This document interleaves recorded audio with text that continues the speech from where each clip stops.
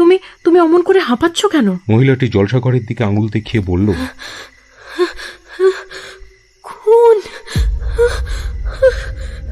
কথাটা বলেই সে অজ্ঞান হয়ে যায়। সময়টা সম্ভবত স্বাধীনতার আগের। না না না না না, ভুল বলা হলো। ভারত তখন সবেমাত্র স্বাধীন হয়েছে। মহাত্মাজি যেবার শহীদ হয়ে যান তার কদিন পরে। আমি সবে বিলেত থেকে ফিরে এসেছি ব্যারিস্টারি পাশ করে। তারপর রায় সাহেবের জুনিয়র হিসেবে কাজ করা শুরু করেছি। রানুর সঙ্গে তখনও আমার আলাপ হয়নি। তা রয় সাহেবের চেম্বারটা ছিল ধর্মতলায়। তিনি সেই আমলে কলকাতা বারের সবচেয়ে নামজাদা ক্রিমিনাল সাইড ব্যারিস্টার। তাঁর চেম্বারে 4টে ঘর। একেবারে ভেতরে সাহেবের চেম্বার, তার কাছেই ল লাইব্রেরি, সামনের দিকে ল অফিস। 4-5 জন জুনিয়র সেখানে কাজ করে, তাদের মধ্যে প্রধান ছিলাম আমি। একপাশে স্টেনোটাইপিস্ট ক্রমাগত টাইপ করেই চলেছে, ডাক পড়লে ভেতরে যায় ডিকটেশন নিতে।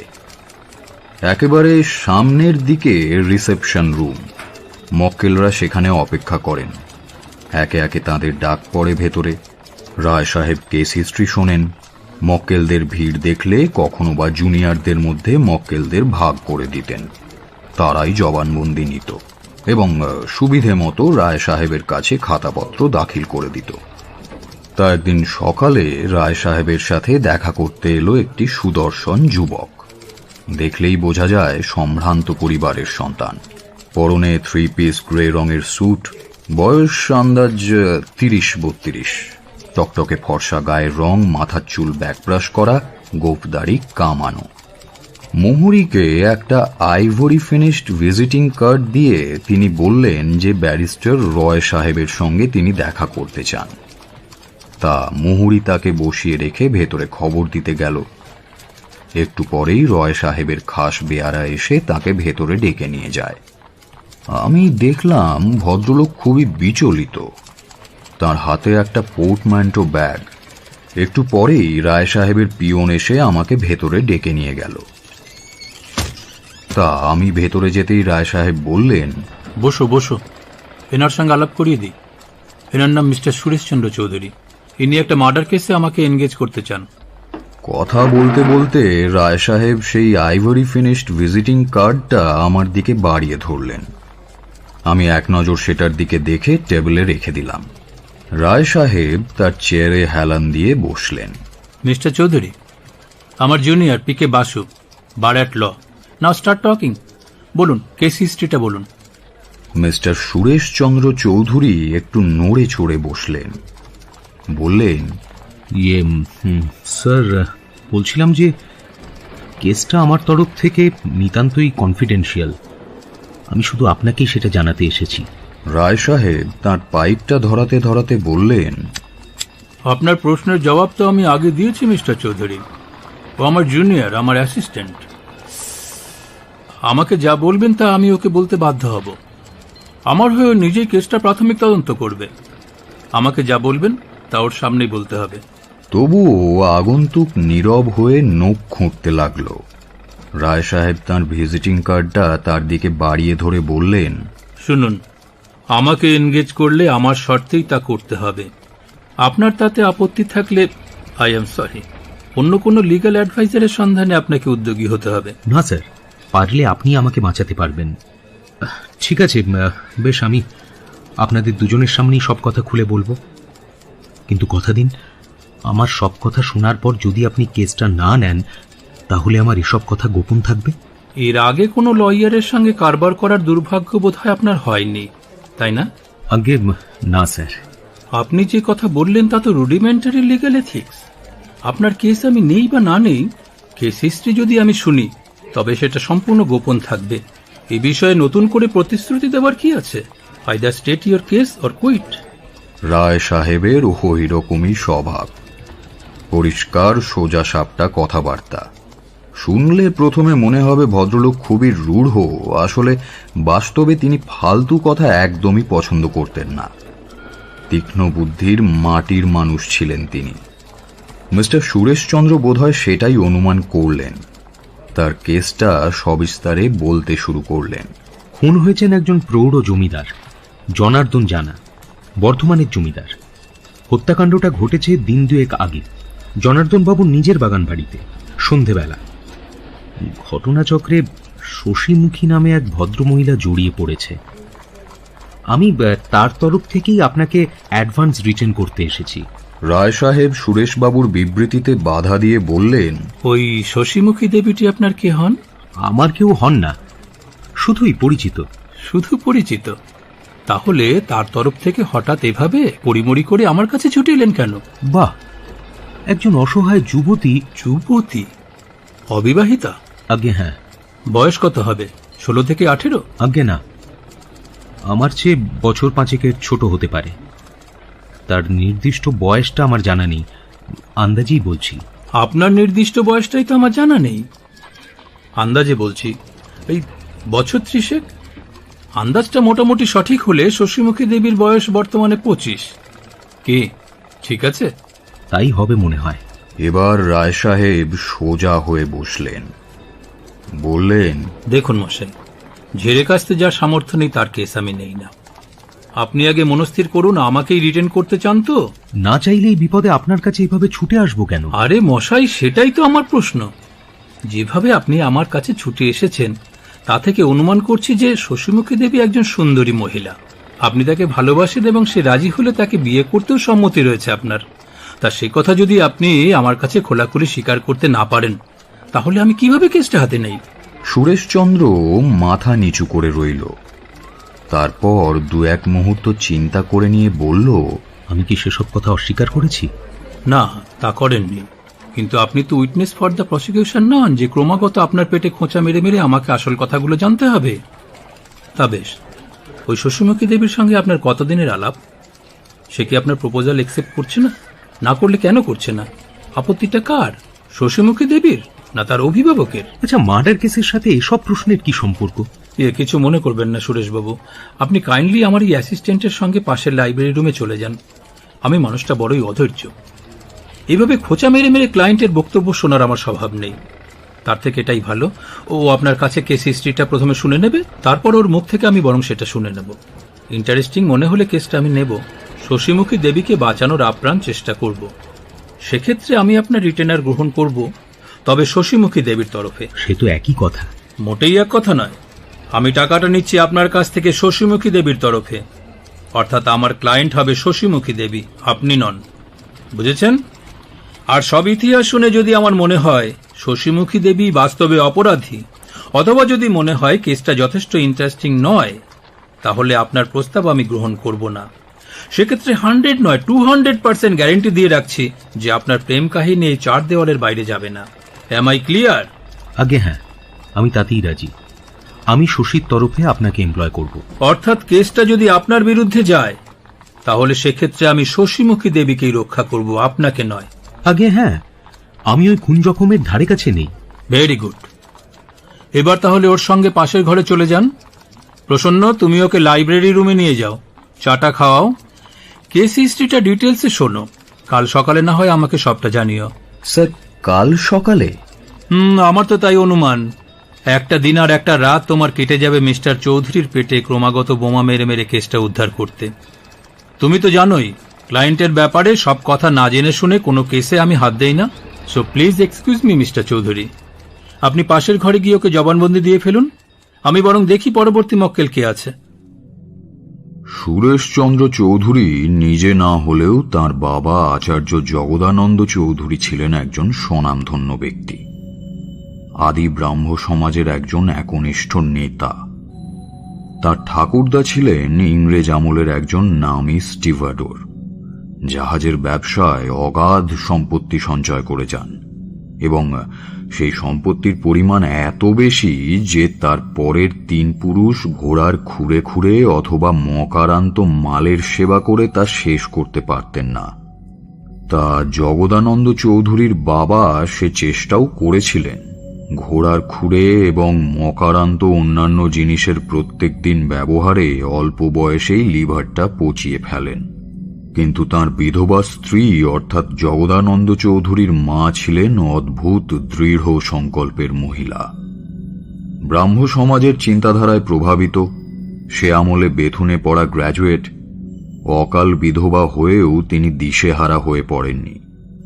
নিজের হাতে একমাত্র সন্তানটিকে ব্রাহ্ম সমাজের কঠোরতার মধ্যে দিয়ে মানুষ করে তোলেন। জগদানন্দ চৌধুরী ইতিহাস এবং দর্শনে 2 বার ফার্স্ট ক্লাস পেয়ে MA পাশ করেন।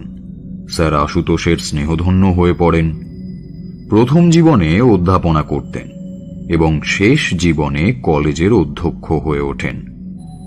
তারও একটি মাত্র সন্তান, সেই হল এই সুরেশচন্দ্র চৌধুরী।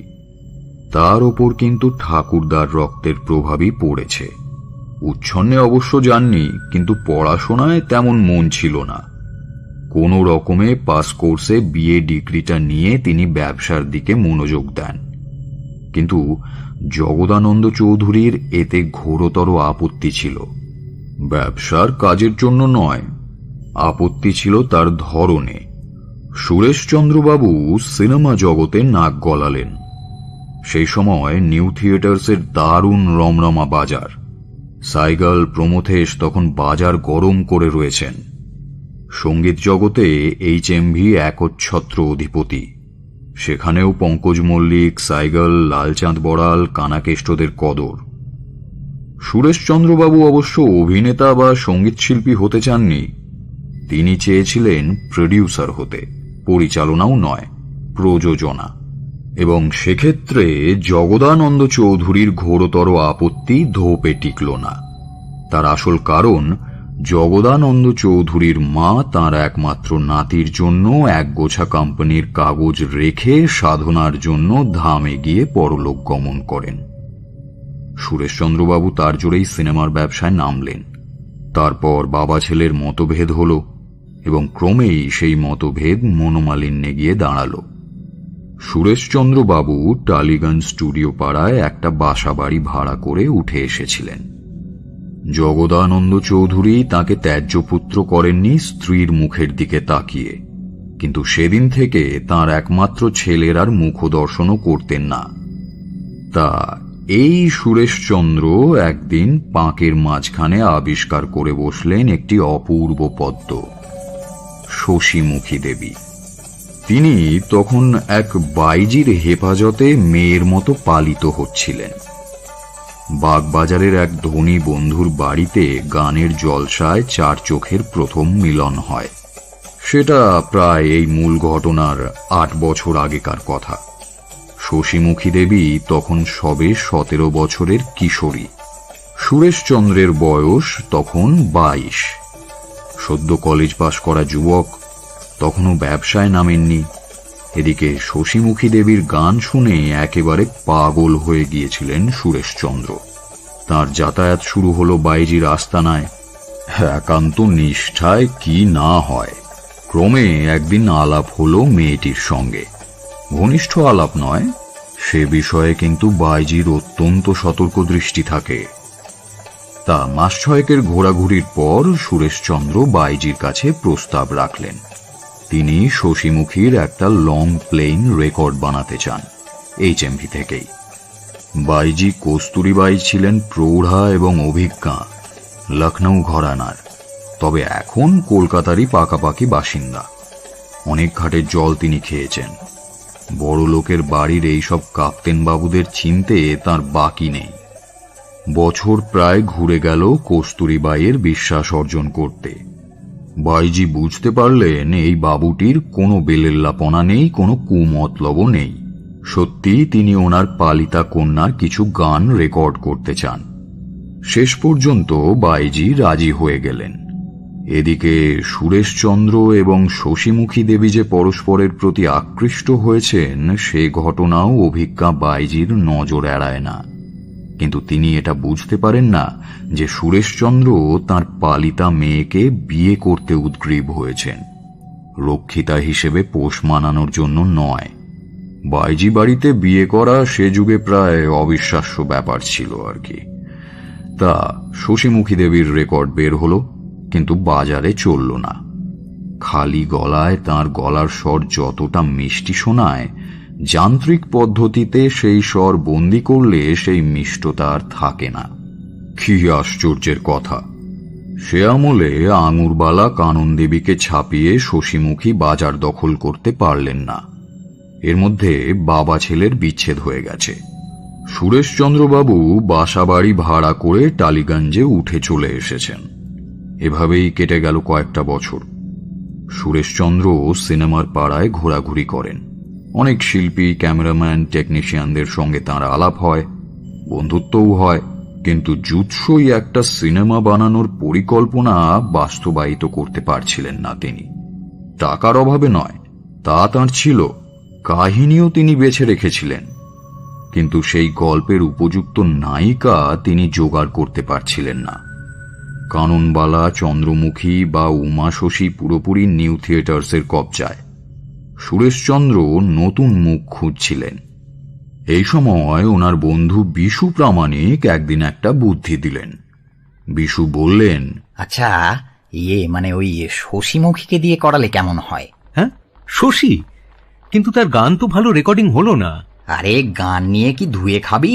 চন্দ্রমুখী কি গান গায়? আমি তো সিনেমায় অভিনয়ের কথা বলছি। ছবিতে গান থাকলে কাউকে একটা দিয়ে প্লেব্যাক করিয়ে নিলেই হবে। কিন্তু ক্যামেরাতেও যদি ওর ভালো ছবি না আসে ওই রেকর্ডিং যন্ত্রের মতো? আরে বাবা, চেষ্টা করে দেখতে দোষ কি? আমার দৃঢ় বিশ্বাস ওর মুখটা ফটোজেনিক। তুই চেষ্টা করে দেখ না একবার। বিশু প্রামাণিক ক্যামেরাম্যান, তার নিজস্ব একটা ছোট 16mm ক্যামেরাও আছে। কথাটা সুরেশচন্দ্রর বেশ মনে ধরল। প্রস্তাবটা তিনি প্রথমে শশীমুখীর কাছে তুললেন।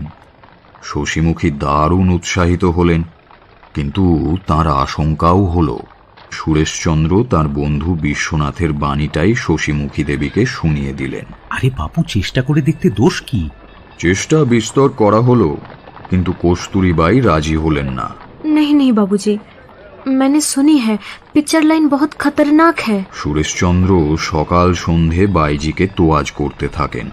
আজকাল ভদ্রঘরের ছেলে মেয়েরাও সিনেমায় নামছে, তাদের প্রচুর উপার্জন হচ্ছে। তাদের গ্ল্যামার দেখলে না ঈর্ষা জাগে মনে। শশীমুখীর ছবি যদি একবার হিট করে যায় তাহলে আর কি, চিন্তার কিছু থাকবে না, বাকি জীবনের মতো হিল্লে হয়ে যাবে। শেষমেশ রাজি হয়ে গেলেন বাইজি। তাহলে আমার বন্ধু বিশু প্রামাণিককে নিয়ে আসবো। প্রথমে ওই 5-7টা ফটো তুলতে হবে। ফটো দেখে অভিজ্ঞ ব্যক্তিরা বলতে পারবেন সিনেমায় শশীর মুখখানা কেমন দেখাবে। কস্তুরীবাই আপত্তি করলেন না, কিন্তু আপত্তি করলেন বিশু প্রামাণিক। আরে না, অনেক সময় ফটো দেখে ঠিক বোঝা যায় না। ফটো দেখে তুই হয়তো ওকে নায়িকার পার্ট দিলি, তারপর সেলুলয়েডে দেখা গেল সেই মুখের মাধুর্য আর নেই, কিন্তু ততদিনে তোর তো বেশ কয়েক হাজার টাকা গলে গেছে। এই বোকামিটা করিস না। বোকামো মানে? তুই তো প্রথম প্রস্তাবটা দিয়েছিলি, বলেছিলি ফটো দেখে বোঝা যাবে ওর চেহারাটা ফটোজেনিক কিনা। তুই আমার কথাটাই ধরতে পারছিস না।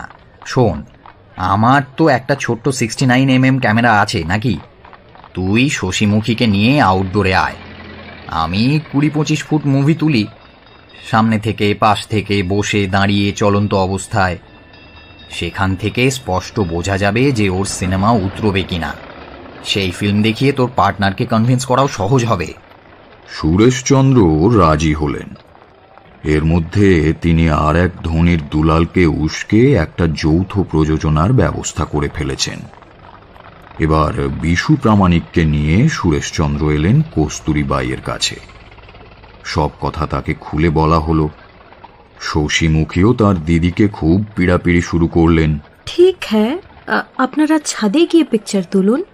ছাদে খুব একটা সুবিধে হবে না, আশেপাশের বাড়ি থেকে ডিস্টার্ব করবে, আর তাছাড়া এত ঘিঞ্জি এলাকায় এসব কাজ হয় না। আমরা ডায়মন্ড হারবারে গিয়ে ছবি তুলব, সকালে যাব, সন্ধে ফিরে আসব। কিসে যাবেন? সুরেশের একটা মরিস মাইনের গাড়ি আছে, তাতেই আমরা 3 জন যাব। শশী, সুরেশ আর আমি, আমরা দুজনেই ড্রাইভ করতে জানি। একটা দিনের তো মামলা, সকালে যাব আর সন্ধে ফিরে আসব। গ্যাস বাতি জ্বলে ওঠার আগেই তো? গ্যাস বাতি? ও হ্যাঁ, রাস্তার বাতি। হ্যাঁ, রাস্তার বাতি জ্বলে ওঠার আগেই ফিরে আসব। ঠিক আছে, কিন্তু 3 জনে নয়, আপনারা 4 জনে যাবেন। রুক্মিণীকেও আমি সঙ্গে পাঠিয়ে দেব।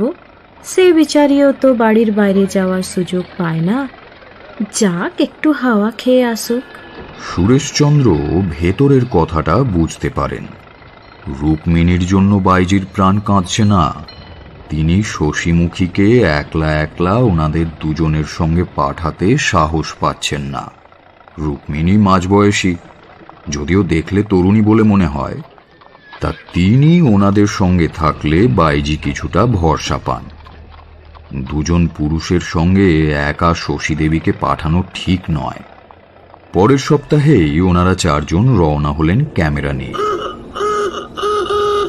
ডায়মন্ড হারবার খুব একটা বেশি দূর নয়, মাইল 50, তবে সেখানে দোকানপাট কি আছে জানা নেই। তাই একটা বড় টিফিন ক্যারিয়ারে পরোটা, সবজি, মিষ্টি দিয়ে পাঠিয়েছিলেন কস্তুরীবাই। মুক্ত প্রকৃতির একটা আলাদা মোহ বিস্তারের ক্ষমতা আছে। বেহালার এলাকা ছাড়িয়ে ফাঁকা রাস্তায় আসার পরেই গাড়ির স্পিড বাড়িয়ে দিলেন সুরেশচন্দ্র।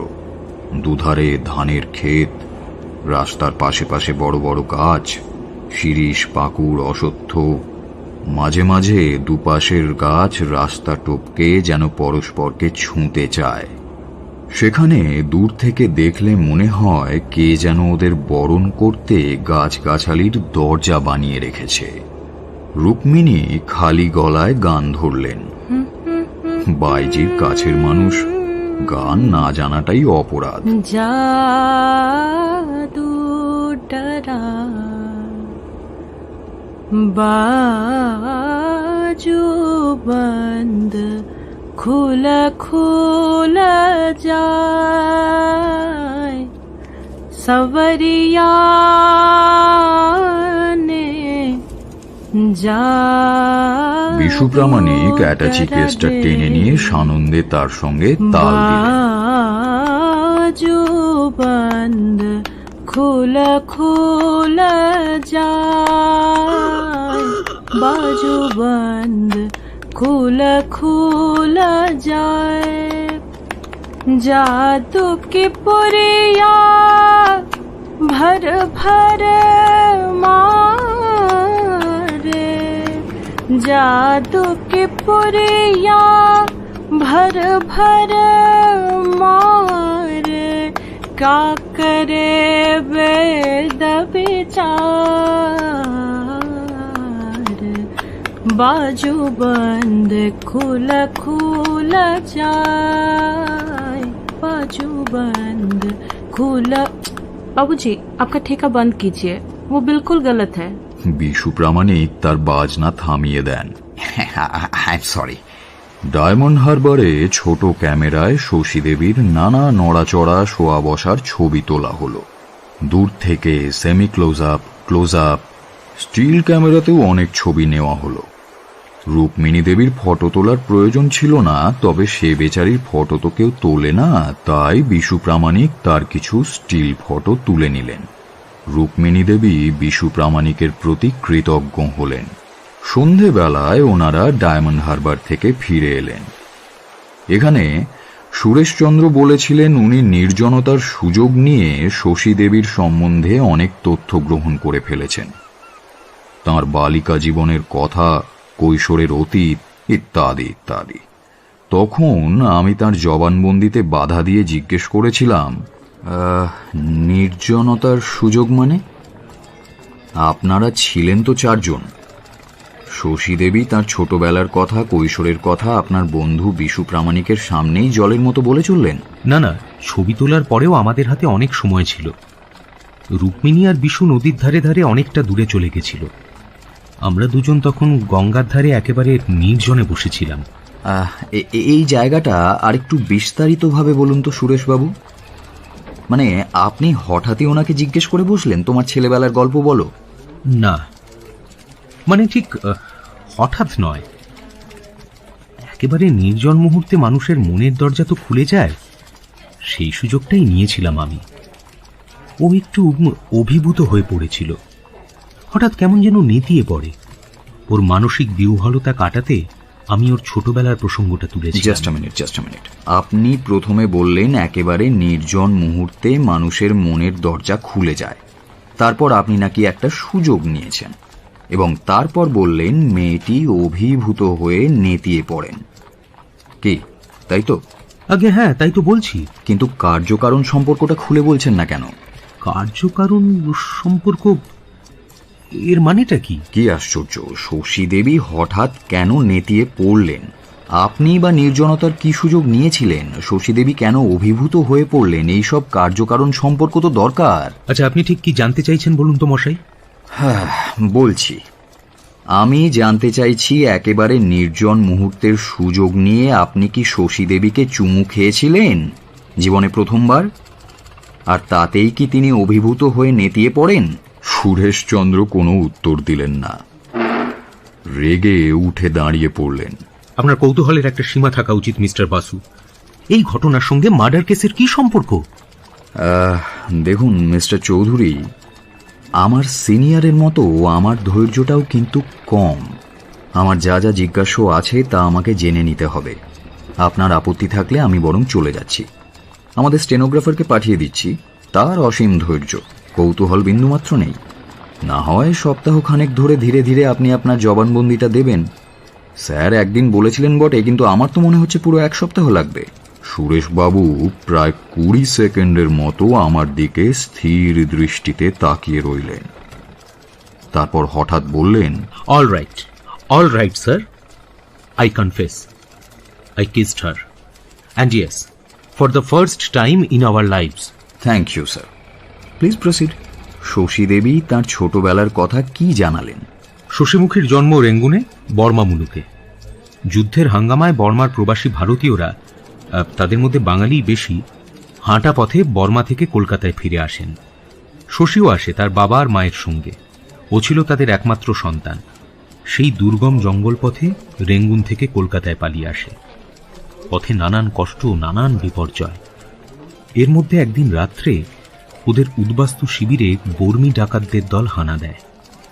টাকা পয়সা, হাতঘড়ি, মেয়েদের অলংকার সবকিছু ছিনিয়ে নেয়। সে রাত্রেই ওর বাবা গুলিবিদ্ধ হয়ে মারা যান। আর মা, তখন তার বয়স হবে 30-35। ডাকাতেরা তাকে অপহরণ করে নিয়ে যায়। শশী তখন নিতান্তই ছোট, ফ্রক পরে। সে অজ্ঞান হয়ে যায়। জ্ঞান ফিরলে দেখে সে শুয়ে আছে একটা আশ্রয় শিবিরে। তারপর হাত ফেরি হতে হতে ও কস্তুরীবাইয়ের ছত্রছায়ায় আশ্রয় পায়। কস্তুরীও রেঙ্গুন থেকে পালিয়ে এসেছিলেন। শশীকে তিনি মানুষ করে তোলেন, গান শেখান। শশী গায়িকা হয়ে ওঠে। প্রথমে ওরা ছিল লখনৌতে, তারপর উত্তর কলকাতার এক সঙ্গীতপ্রিয় ধনী ব্যক্তির বাঁধা বাইজি হিসেবে কস্তুরী পাকাপাকিভাবে চলে আসেন কলকাতায়। রুক্মিণী আর শশীমুখীও তার সঙ্গে আসে। সে আজ প্রায় বেশ কয়েক বছর আগের কথা। এর মধ্যে কস্তুরীবাইও কলকাতার ঠুমরি আর গজলের বাজারে বেশ প্রতিষ্ঠা অর্জন করেছেন। এই হলো সুরেশবাবুর বলা শশী দেবীর ছোটবেলার সংক্ষিপ্ত ইতিহাস। সে যাই হোক, ডায়মন্ড হারবারে গিয়ে তাদের ছবি তোলার ঘটনা ওই ঘটনার খুব একটা বেশি আগের নয়। এর মধ্যে বিশু প্রামাণিক পরীক্ষা করে দেখেছেন যে শশী দেবীর চেহারা ফটোজেনিক। নায়িকার চরিত্রে তার সাফল্য কামনা করা যেতে পারে। সুরেশবাবুর পার্টনারও রাজি হয়ে গেলেন। সব ব্যবস্থাপনা যখন চূড়ান্ত পর্যায়ে, তখন সুরেশবাবু একদিন হঠাৎ শশী দেবীকে বিয়ের প্রস্তাব দিয়ে বসেন। তা আমি সুরেশবাবুকে জিজ্ঞেস করি, প্রস্তাবটা কার কাছে দিলেন, শশী দেবী না কস্তুরীবাই? প্রথমে কে? আপনি তো আচ্ছা লোক মশাই। আপনি মার্ডার কেস শুনতে চান নাকি সুরেশ শশী প্রেম কাহিনী নিয়ে একটা বাংলা ফিল্ম বানাতে চান? আমি কোনো জবাব দিই না। স্থির দৃষ্টিতে তাকিয়ে সুরেশবাবুর হাব ভাব লক্ষ্য করি। কিছুক্ষণ পর সুরেশবাবু অধৈর্য হয়ে বলে ওঠেন, অল রাইট স্যার। আমি প্রথমে শশীকে প্রস্তাবটা দিয়েছিলাম। বলেছিলাম সে রাজি থাকলে ফিল্মে নামার আগেই আমি তাকে রেজিস্ট্রি ম্যারেজ করতে চাই, বাড়িতে না জানিয়ে, গোপনে। আর ও হ্যাঁ, till that time I kissed her 50 times. তবে একসঙ্গে কখনো রাত কাটাইনি, এক বিছানাতে শুইওনি। Are you satisfied now? Thank you sir. এবার আপনি জানা মশাইয়ের প্রসঙ্গে আসতে পারেন। জানা মশাইটাকে? কি আশ্চর্য, জানাকে অজানা মনে হচ্ছে? জনার্দন জানার মার্ডার কেসেই তো আপনি আমার স্যারের কাছে এসেছেন নাকি? ও হ্যাঁ, জনার্দন জানা, একটা শয়তান জমিদার। সুরেশবাবুর শশী দেবীকে বিয়ে করার প্রস্তাবটা শুনে কস্তুরীবাইজি তো স্তম্ভিত হয়ে গেলেন। সচ বাত? শশীকে শাদি করে নিয়ে যাবেন আপনি? রাখেলি নয়? রাখেলি? রাখেলি কাকে বলে? ওই যাকে বাঙালি বাবুরা বলে রক্ষিতা। বুড়ো লোকের পোষা ময়না, সোনার দাঁড়ে শিকল পরিয়ে যাকে বাগান বাড়িতে রাখা হয়, শুনেননি? এসব কি বলছেন আপনি? আমি ওকে প্রথমে রেজিস্ট্রি ম্যারেজ করব, তারপর আপনাকে সঙ্গে করে নিয়ে যাব কালীঘাটের মন্দিরে। আপনার সামনেই আমি ওর সিঁথিতে সিঁদুর দেব, হাতে নোয়া শাখা পরাবো। শশী রাজি আছে, আপনি অনুমতি দিলেই। আনন্দে কেঁদে ফেলেছিলেন প্রৌঢ়াবাইজি। সুরেশের হাত দুটো ধরে বলেছিলেন, শিবজি আপনার ভালো করবেন বাবুজি, লেকিন আপনি খানদানি ঘরের ছেলে, আপনার পিতাজি মাতাজি ওকে ঘরে নেবেন তো? তা আমি জানি না দিদি। দিদি? দিদি বলে ডাকলেন আমাকে? আপনি অনুমতি দিলে তাই বলেই তো ডাকতে হবে বাকি জীবন। শশী আপনাকে দিদি বলে ডাকে না? একটু সামলে নিয়ে বাইজি বললেন, আপনি আপনি ওর বদনসিবের সব কথা জানেন? ও তো ভাগ্যি কি আপনাকে সব কথা বলতে পেরেছে। সব কথা নয়, তবে অনেক কথাই বলেছে। ওর জন্ম রেঙ্গুনে। বার্মা ইভ্যাকুয়েশনের সময় ওদের ছাউনিতে বর্মি ডাকাতরা হানা দেয়, ওর বাবা মারা যান, মাও। জি হ্যাঁ, সচ বাত। আমি ছিলাম সেইখানে। ডাকাত পড়েছে শুনে জঙ্গলের ভিতরে সারা রাত সিটিয়ে বসেছিলাম। সকালবেলা আজাদ হিন্দ ফৌজের পুকার শুনে জঙ্গল থেকে বেরিয়ে আসি। শশী তখন অজ্ঞান হয়ে পড়ে আছে। আচ্ছা, কত বয়স হবে তখন ওর? কে তো আর হবে 10 কি 12। তখন ও ফ্রক পরে। সেই তখন থেকেই ও আমার কাছে মানুষ। ওকে লখনৌ নিয়ে গেলাম, গানা শিখালাম, তারপর চলে আসলাম এই কলকাতায়। ওর বাবার নাম বা পরিচয় শশী আমাকে বলেনি, আপনি জানেন? জানতাম ভাই সাহাব, লেকিন এতো দিন পরে তার ইয়াদ নাই। সে কথা ওকে বারবার জিজ্ঞেসও করা যায় না। সে কিসার কথা উঠলেই কান্না শুরু করে দেয়। সেই বদনসিবের দিনগুলো তো ভুলে থাকতে চায় না। তবে ওর পিতাজির নাম ছিল মুখার্জি সাহেব। পুরা নামটা আমার ইয়াদ নাই। রঙ্গুনে একটা কাঠ চিরাইয়ের কারখানার ম্যানেজার ছিলেন তিনি। ঘরওয়ালি আর ওই চুন্নি মুন্নি লড়কি ছাড়া তার আর কেউ ছিল না। ও, শশী তাহলে বামুনের মেয়ে, ধর্মে হিন্দু? हाँ भाई साहब, बिल्कुल हिंदू। মুখার্জি সাহাব ব্রাহ্মণ ছিলেন। তাহলে আপনি অনুমতি দিচ্ছেন তো দিদি? না দিলে তোমাকে ভাই সাহাব বলে ডাকবো কেন সুরেশ? এতদিন তো বাবুজি বলেই ডেকেছি, সুরেশ বাবু বলে বাতচিত করেছি। তবে বিয়ের জোগাড় কবে শুরু করব আপনি বলুন। सुनो भाई साहब, 7 রোজ আপনাকে রুকে যেতে হবে। শাদির আগে শশীকে একটা জরুরি কাম করতে হবে। ওই তোমরা যাকে বলো প্রায়শ্চিত্ত, ওকে একবার বর্ধমান যেতে হবে। বর্ধমান? বর্ধমান যেতে হবে কেন? এটা ওর বদনসিবির একটা খোঁয়ার। তোমাকে সব কথাই খুলে বলবো সুরেশ ভাই। ও তোমার ঘরওয়ালি হতে চলেছে, তাই এত কথা বলছি, না হলে বলতাম না। এই 7 রোজ তুমি শশীর সঙ্গে দেখা করবে না। ও বর্ধমান থেকে ওয়াপস এলে আমি নিজে দাঁড়িয়ে থেকে তোমাদের শাদি দেব। বেশ, আমি তাতেই রাজি। ওকে কি প্রায়শ্চিত্ত করতে হবে আমাকে খুলে বলুন না। কস্তুরীবাই ওনাকে সব কথাই খুলে বলেছিলেন। लगभग 10 সাল আগের কথা। আমরা তখন লখনৌতে থাকি। শশী তব 15 সাল কা। লখনৌয়ে अलग अलग মুজরাতে আমি শশীকে নিয়ে যেতাম। ওই উমরে দারুণ নাম হয়েছিল শশীর। বচপন পার করে ও তখন 15 সালের লড়কি। ওই সময় এক মুজরায় শশীকে দেখে এক বাঙালি রইস আদমি একেবারে মোহিত হয়ে যায়। তিনি ওকে রাখেল করার প্রস্তাব দেন। সেই বাবুজি বর্ধমানের একজন জমিদার ছিলেন। উমর 50 সাল के आसपास। তার দুটো বিবি, অনেকগুলো বাচ্চা কাচ্চা আছে। তবু উনি শশীকে নিয়ে যেতে চাইলেন। तब আমার भी একটা পয়সা কড়ির সমস্যা চলছিল। আমি अकेले में শশীকে সব কথা খুলে বললাম। শশী বহুত কেঁদেছিল। সে ব্রাহ্মণ কা লড়কি আছে বলেছিল, দিদি, আমাকে তুমি খাইয়ে পরিয়ে মানুষ করেছো। তুমি শুধু আমার দিদি নয়, তুমি আমার মা। কিন্তু কিন্তু এতদিনে আমি দুনিয়াদারির অনেক কিছুই বুঝতে শিখেছি। কোনো খানদানি ঘর তো দূরের কথা, কোনো সৎ বংশের ঘরের লোক তার ছেলের সঙ্গে আমার বিয়ে দিতে রাজি হবেন না। এটাই আমার নিয়তি। সবার ভোগের বাজারের পণ্য পতিতা হয়ে বাকি জীবন কাটানো হচ্ছে, ওই বাবুজির রাখেল হয়ে থাকাই তো আমার পক্ষে ভালো।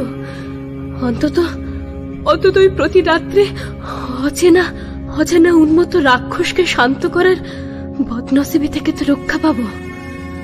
এতে আমার কোনো আপত্তি নেই দিদি, তুমি রাজি হয়ে যাও। হ্যাঁ, তুমি রাজি হয়ে যাও। নগদ ৫,০০০ রুপিয়া অ্যাডভান্স দিয়ে জমিদার বাবু লখনৌ থেকে কলকাতায় ওয়াপস এসেছিলেন। বলে এসেছিলেন একটা বাগান বাড়ির ইন্তজাম করে উনি এসে শশীকে নিয়ে যাবেন কুছ মাসের মধ্যেই। লেকিন মাস খানেক কোথায়, সাল ঘুমে গেল, বাবুজির পাত্তা নেই। তারপর তার একটা চিঠি এলো। কি একটা জমিদারি মামলায় বাবুজি ফেঁসে গেছিলেন, সেই জন্যই এতদিন খবর নিতে পারেননি। তা হোক, অ্যাডভান্স তো তিনি দিয়ে রেখেছিলেন শশীকে নিয়ে যাওয়ার জন্যে। 15 সাল যদি 17-18 भी হয় তো भी জনার্দন জানা আপত্তি করবে না। তিনি তার সুবিধা মতো এসে শশীকে নিয়ে যাবেন।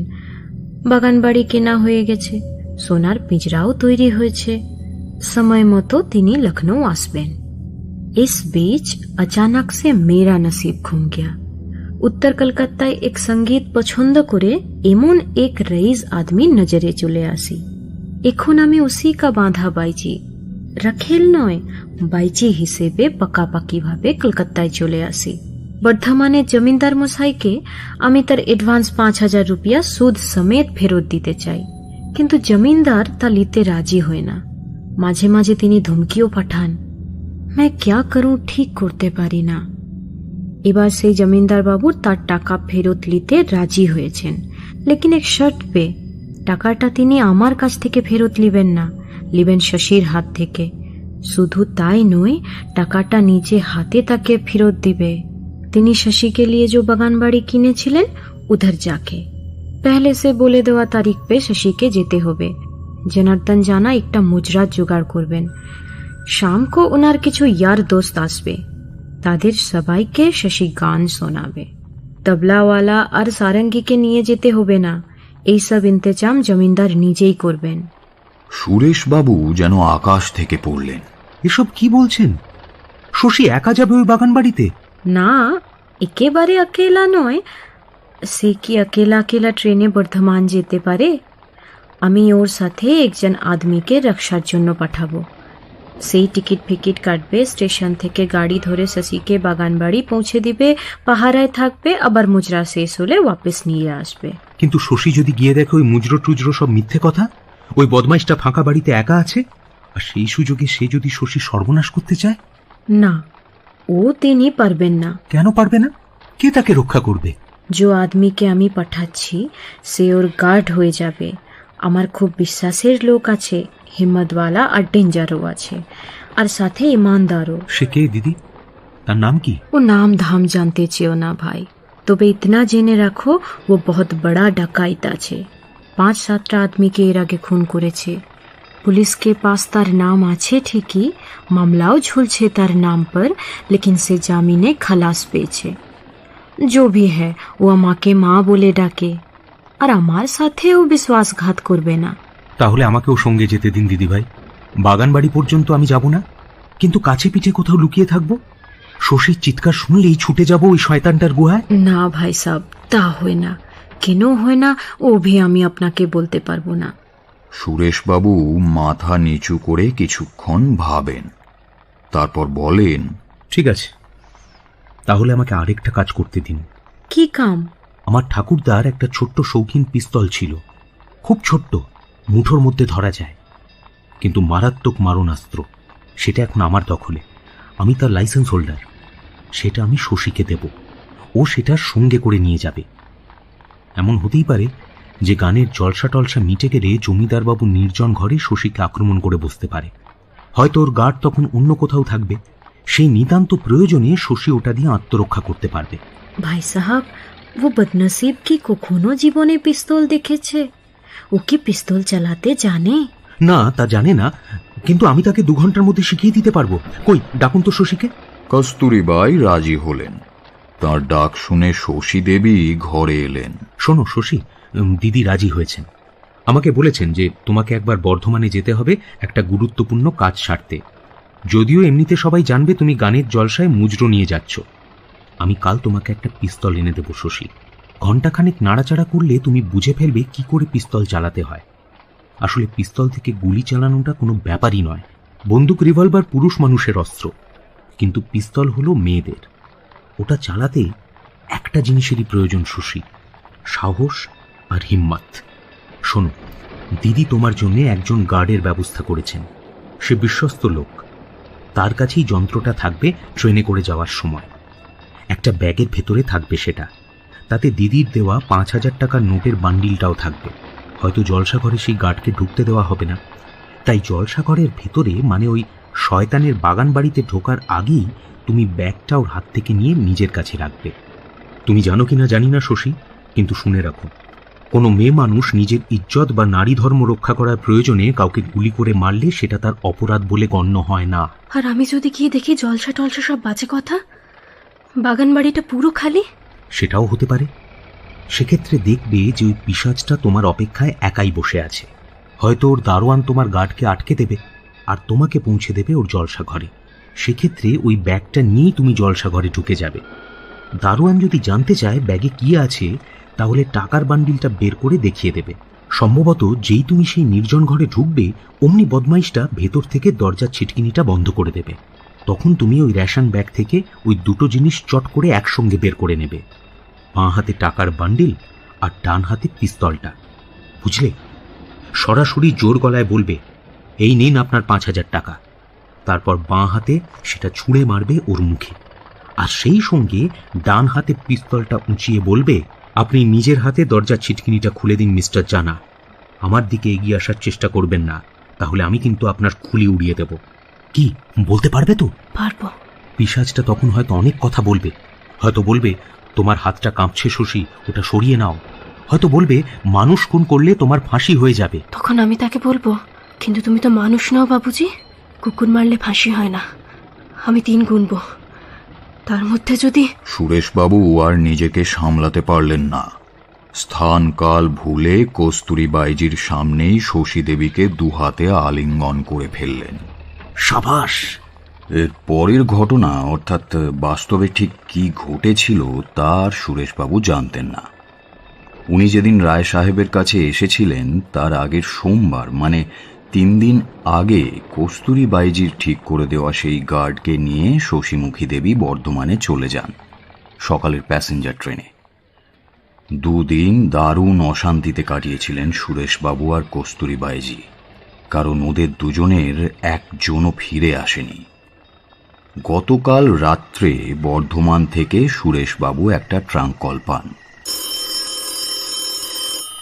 ফোনটা করেছিলেন বর্ধমানের একজন নামকরা orthopaedic surgeon, doctor Rabindranath Maitra. তিনি নিজের পরিচয় দিয়ে সংক্ষেপে বলেন যে, মিস শশীমুখী মুখার্জির অনুরোধে আমি ফোনটা করছি। মিস মুখার্জি আপনাকে জানাতে চান যে তিনি একটা ছোটখাটো দুর্ঘটনায় আহত হয়ে শয্যাশায়ী। সেই জন্যই তিনি কলকাতায় ফিরে যেতে পারেননি। অ্যাক্সিডেন্ট? কিরকম অ্যাক্সিডেন্ট? উনি পা পিছলে পড়ে যান। আমি এক্সরে করে দেখেছি, পেলভিক গার্ডেলে একটা সামান্য হেয়ার ক্র্যাক হয়েছে। এই জন্যই শয্যাশায়ী। আমার বাড়িতেই আছে, চিন্তার কিছু নেই। তবে 3 শতেক সে বিছানা থেকে নামতে পারবে না। আপনার অ্যাড্রেসটা কি? টেলিফোন নাম্বার কত? না মিস্টার চৌধুরী, সে কথা জানাতে আমাকে স্পষ্ট করে নিষেধ করেছেন মিস মুখার্জি। তিনি চান না আপনি বর্ধমানে আসেন। কি কারণে তার আপত্তি তাও তিনি আমাকে বলেননি। তবে তিনি জানিয়েছেন যে আপনি বা তার দিদি যেন কোনোভাবেই বর্ধমানে না আসেন। চিন্তার কিছু নেই। আমার নাম তো শুনেছেন। টেলিফোন ডাইরেক্টরি থেকে ঠিকানা বা টেলিফোন নাম্বার আপনি অনায়াসে পেয়ে যাবেন। কারণ বর্ধমানে আর কোনো অর্থোপেডিক ডাক্তার নেই। কিন্তু প্লিজ আপনারা আসবেন না। মিস মুখার্জির বিনীত অনুরোধ। আমি কাল সন্ধ্যের পর আবার ফোন করে আপনাকে জানাবো কেমন আছে। ওকে, গুড নাইট। আমি সুরেশবাবুকে জিজ্ঞেস করি, তাহলে আপনি কোন সূত্রে জানলেন যে বর্ধমানের জমিদার জনার্দন জানা খুন হয়েছেন? সুরেশবাবু তার পোর্টম্যান্টো ব্যাগ খুলে সেখান থেকে একটা খবরের কাগজের কাটিং বের করে দেখালেন। সেদিনেরই সংবাদপত্র। তাতে জনার্দন জানার রহস্যময় মৃত্যু সম্বন্ধে একটি সংবাদ প্রকাশিত হয়েছে। স্থানীয় সংবাদদাতা মৃত্যুর রহস্যময়তার বিষয়ে সংযত অথচ মৃত ব্যক্তির কাজকর্মের ব্যাপারে বিস্তারিত লিখেছেন। আমি কাটিংটা হাতে নিয়ে দেখলাম, তাতে লেখা বর্ধমান 25শে জুলাই। গতকাল বৈকালে তারামাতলায় বর্ধমান পৌরসভার মাননীয় কাউন্সিলর প্রখ্যাত সমাজসেবী জনার্দন জানা মহাশয়ের রহস্যজনকভাবে মৃত্যু হইয়াছে। ঘটনার সময় ওই বাড়িতে গৃহস্বামী ভিন্ন শুধুমাত্র দারোয়ান উপস্থিত ছিল। দ্বীপ্রহরে মধ্যাহ্ন আহারান্তে গৃহস্বামী তার শয্যায় শয়ন করেন। অপরাহ্নে দারোয়ান চা পরিবেশন করিতে আসিয়া তাহাকে মৃতাবস্থায় আবিষ্কার করেন। মস্তিষ্কে রক্তক্ষরণজনিত কারণে তাহার মৃত্যু হয়। মৃত্যুকালে তিনি তাহার 2 সহধর্মিণী, 3 পুত্র এবং 4 জন কন্যাকে শোকসাগরে ভাসাইয়া যান। জনার্দন জানা এই অঞ্চলের এক স্বনামধন্য সমাজসেবী, উপর্যুপরি 2 বার পৌরসভার নির্বাচনে, ইত্যাদি ইত্যাদি। হ্যাঁ, বুঝলাম। জনার্দন জানা যে খুন হয়েছেন এমন কথা কিন্তু সংবাদপত্রে আদৌ ছাপা হয়নি। আপনার বান্ধবীর নাম পর্যন্ত উচ্চারণ করা হয়নি। এক্ষেত্রে আপনি এতটা ঘাবড়ে গেলেন কেন বলুন তো? আমি একটা অমঙ্গলের ছায়া দেখতে পাচ্ছি মিস্টার বাসু। শশী গেল 5,000 টাকার খেসারত দিতে। ঘটনাচক্রে ঠিক সেই সন্ধ্যেতেই বুড়োটা রহস্যজনকভাবে মারা গেল। এদিকে শশী দুর্ঘটনায় শয্যাশায়ী হয়ে পড়ল। আচ্ছা, দুর্ঘটনাই যদি হয় তাহলে টেলিফোন করে সে আমাকে ঘটনাস্থলে যেতে বারণ করছে কেন? টাকার পিস্তল সম্বন্ধেও কোনো খবর নেই। এই ঘটনাচক্রের মধ্যে একটা বিচিত্র যোগসূত্র কি আপনার নজরে পড়ছে না মিস্টার বাসু? পড়ছে, অবশ্যই পড়ছে, কিন্তু এখানে বসে আমাদের আঙুল চালালে সেই রহস্যের সমাধানে বিন্দুমাত্র সাহায্য হবে না। যদিও মিস মুখার্জি বারণ করেছেন, তবুও আমাদের দুজনকেই ওখানে গিয়ে তদন্ত করে দেখতে হবে। আপনি বরং প্রথম পর্যায়ে আড়ালে থাকবেন। নেক্সট ট্রেনেই আমাদের দুজনকে বর্ধমান যেতে হবে। দাঁড়ান, টাইম টেবিলটা আনাই একবার। আবার ট্রেনে কেন স্যার? আমি প্রস্তুত হয়ে এসেছি। গাড়িতে ট্যাঙ্কি ফুল করে পেট্রোল ভরে আপনার সঙ্গে দেখা করতে এসেছি। গাড়িতে ওভারনাইট ব্যাগে যাবতীয় জিনিসপত্র গুছিয়ে নিয়ে এসেছি। যথেষ্ট টাকাও আমার সঙ্গে এনেছি। আপনি সিনিয়র ব্যারিস্টার সাহেবকে জানিয়ে একটা ব্যাগ নিয়ে চলে আসুন। আমরা বিকেলের মধ্যেই বর্ধমানে পৌঁছে যাব স্যার। কিন্তু আমাদের প্রথম গন্তব্যস্থলটা কোথায়? যেখানে খুন হয়েছে সেই তারামাতলায় নাকি ডক্টর মৈত্রের বাড়ি? দুটোর একটাও নয়। আমাদের প্রথমে যেতে হবে পুলিশ স্টেশনে। খবর নিয়ে জানতে হবে পুলিশ এটা কি চোখে দেখছে। মস্তিষ্কের রক্তক্ষরণটা কি কোনো সেরিব্রাল স্ট্রোকের হ্যামারেজ, নাকি সেটা আপনার নামে লাইসেন্স করা একটা পিস্তলের গুলির অবদান? পুলিশ কি তা আপনাকে জানাবে মিস্টার বাসু? জানাবে মিস্টার চৌধুরী, জানাবে, যদি আমরা ঠিক মতো প্ল্যানিং করতে পারি। যতই প্ল্যানিং করুন স্যার, আপনি তো ডিফেন্স কাউন্সিল, পুলিশের বিপক্ষের লোক। আপনাকে আগ বাড়িয়ে পুলিশ কিছু জানাতে যাবে কেন? দেখাই যাক না। পুলিশ কিন্তু তা অকপটে জানিয়েছিল। অবশ্য তার বিশেষ কারণও ছিল। বয়স্ক এবং অভিজ্ঞ স্টেশন ইনচার্জ আব্দুল জব্বার সাহেব আমাকে এবং সুরেশবাবুকে অত্যন্ত সমাদর করে আপ্যায়ন করলেন। একাধিক মার্ডার কেসে তিনি রয় সাহেবের কেরামতি দেখেছেন, ফলে সেই রয় সাহেবের শাগরেদ হিসেবে এবং বিলিতি ডিগ্রিধারী ব্যারিস্টার হওয়ার জন্য আমাকে ওনার মনে হয়েছিল আল্লাহ তাআলার পাঠানো বেহেস্তি মুবারকি। বাস্তবে এই খুনের কেসটা নিয়ে জব্বার সাহেবের রাতের ঘুম উড়ে যাওয়ার জোগাড় হয়েছিল। বিভাগীয় বড় কর্তাদের নির্দেশ ছিল অবিলম্বে প্রকৃত সত্য উদ্ঘাটন করতে হবে, খুনিকে চিহ্নিত করতে হবে এবং অ্যারেস্ট করতে হবে। ওদিকে স্থানীয় রাজনৈতিক চাপ। মন্ত্রী মশাইয়ের কনফিডেন্সিয়াল সেক্রেটারি সরাসরি থানায় টেলিফোন করে জব্বর সাহেবকে জানিয়েছেন কেঁচো খুঁড়তে কোনো রকমেই সাপটা যেন বেরিয়ে না পড়ে। জানামশাই পার্টির এক হোমরা চোমরা গণ্যমান্য ব্যক্তি, তার অত্যাচার এবং ব্যভিচারের কথা কারো কাছেই অজানা ছিল না। এমন করুণ পরিস্থিতি দেখে আমি বললাম, দেখুন মিস্টার জব্বার, খবরের কাগজে যেটুকু ছাপা হয়েছে তাতে কিন্তু কোথাও বলা হয়নি মস্তিষ্কের রক্তক্ষরণের কারণ একটি ছোট্ট সীসার গোলক। খবরের কাগজে ও কথা কেন ছাপবে? এটা আদৌ বুলেট উন্ডের কেসই নয়। ও, তাহলে কি সেরিব্রাল থ্রম্বোসিস?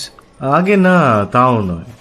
মিস্টার জানা আদৌ বিছানায় শুয়ে শুয়ে মারা যাননি। তার লাশটা পাওয়া যায় তার ঘরের মেঝেতে। পোস্টমর্টম হয়নি, আর হবেও না একটি রাজনৈতিক কারণে। কিন্তু মৃত্যুর কারণ একটা লোহার ডান্ডা। লোহার ডান্ডা মাথায়? আগে হ্যাঁ, সামনের দিকে, কপালে নয়, পেছন দিকে। ওনার সেরিবেলাম সেই আঘাতে ভেঙে চৌচির হয়ে গেছে।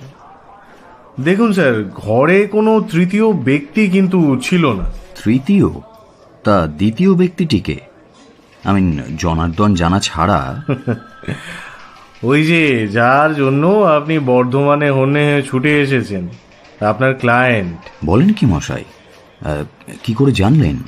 বলছি, কিন্তু তার আগে বলি, মিস মুখার্জির হাইট 5 ফুট 2 ইঞ্চি, আর জনার্দন জানা 5 ফুট 9। ঘটনার ত্রিসীমানায় কোনো লাঠি, ডান্ডা বা হাতুড়ি জাতীয় কিছু পাওয়া যায়নি। গেলেও মুখোমুখি দাঁড়িয়ে মিস মুখার্জি ওনার সেরিবেলাম চৌচির করতে পারতেন না।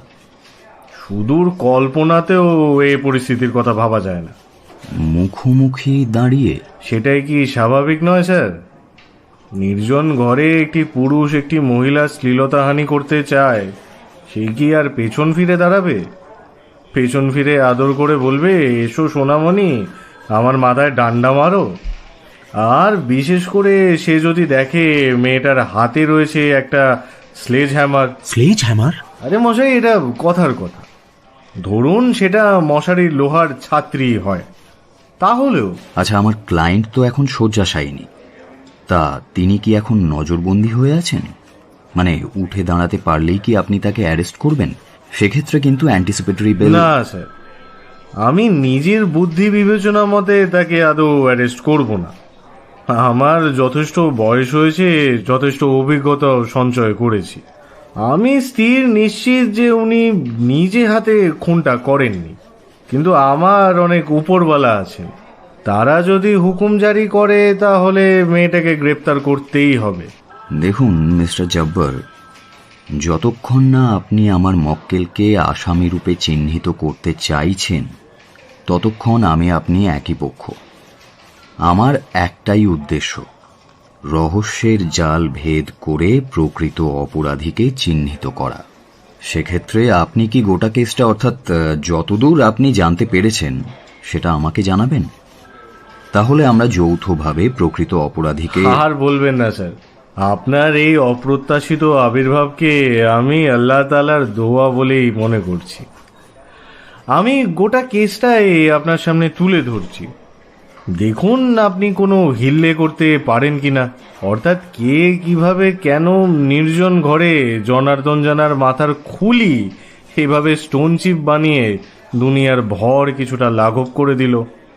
আগেই বলেছি, মিস মুখার্জি নয়, তার পক্ষে সেটা সম্ভব নয়। কিন্তু আমার দৃঢ় বিশ্বাস হত্যাকাণ্ডটা তার চোখের সামনেই ঘটেছে।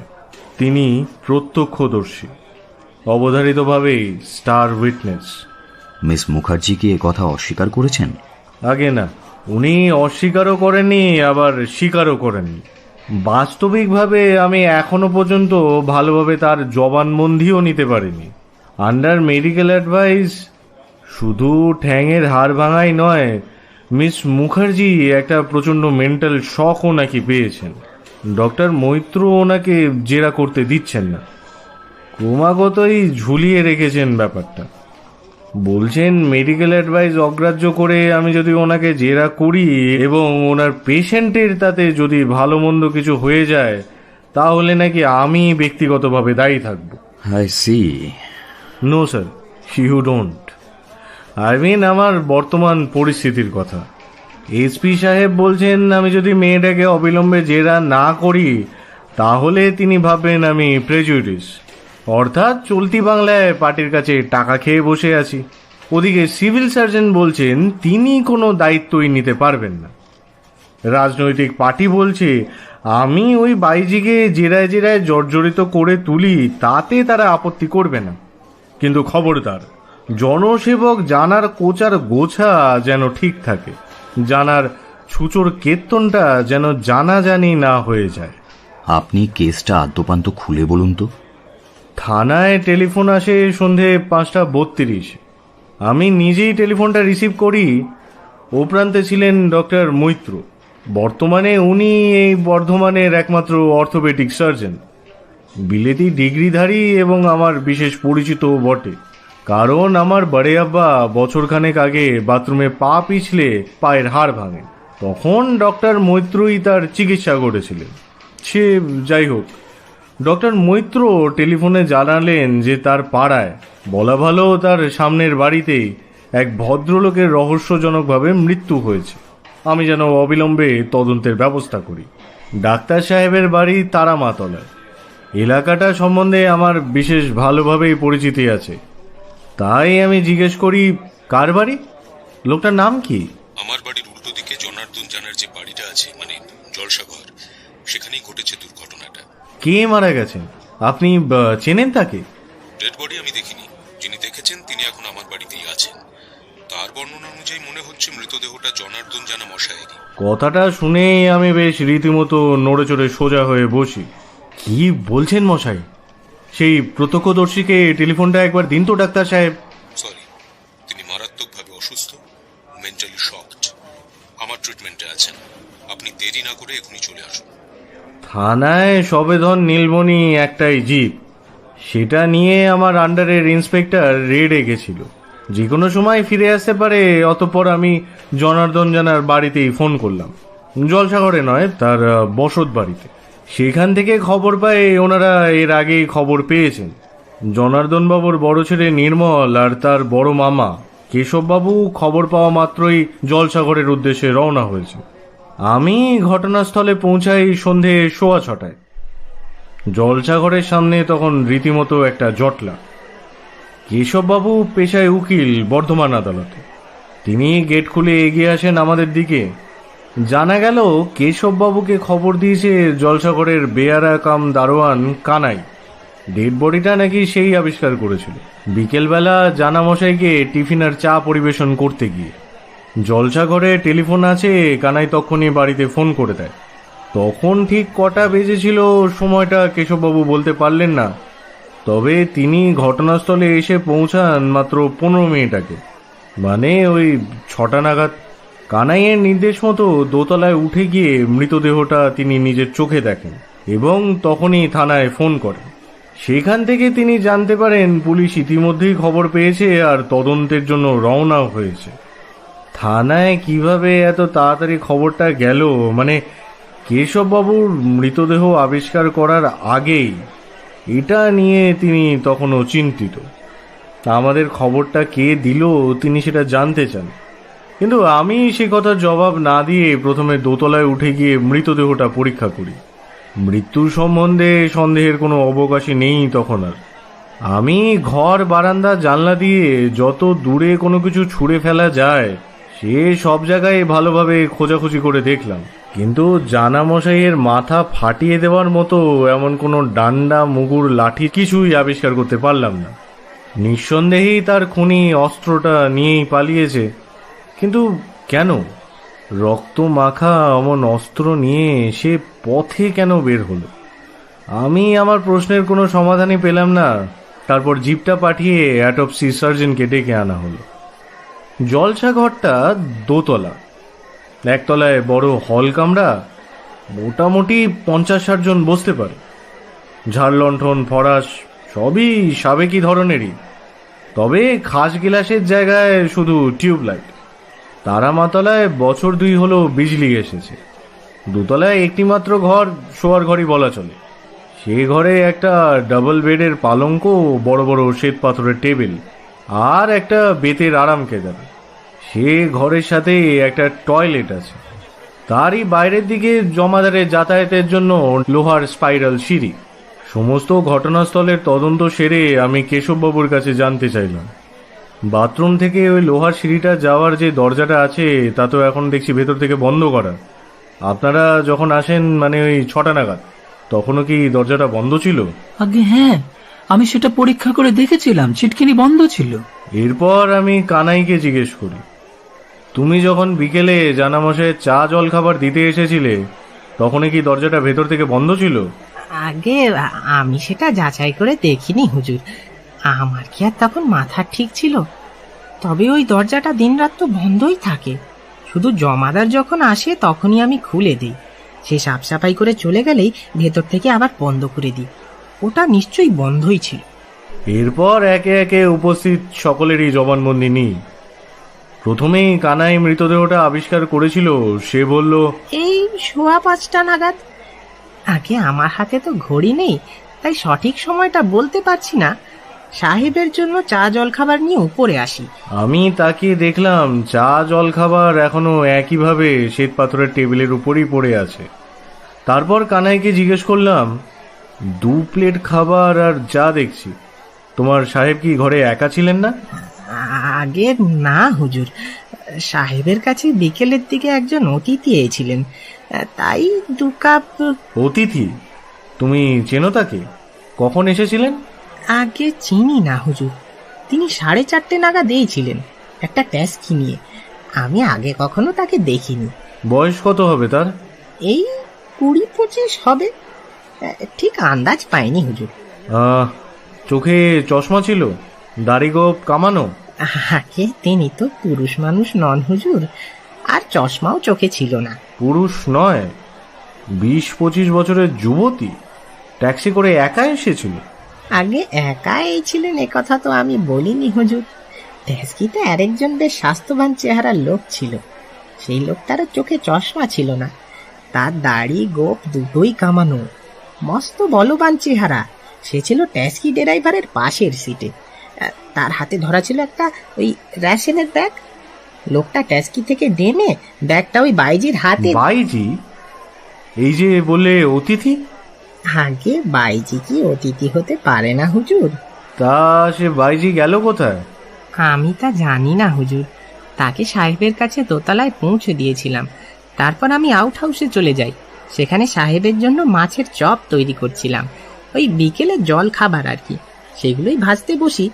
বাইজি যে চা জল খাবারের জন্য অপেক্ষা না করে শুট করে সরে পড়বে তা আমি আন্দাজ করতে পারিনি হুজুর। আজ সন্ধ্যায় কি এখানে গান বাজনার আসর বসানোর কথা ছিল নাকি?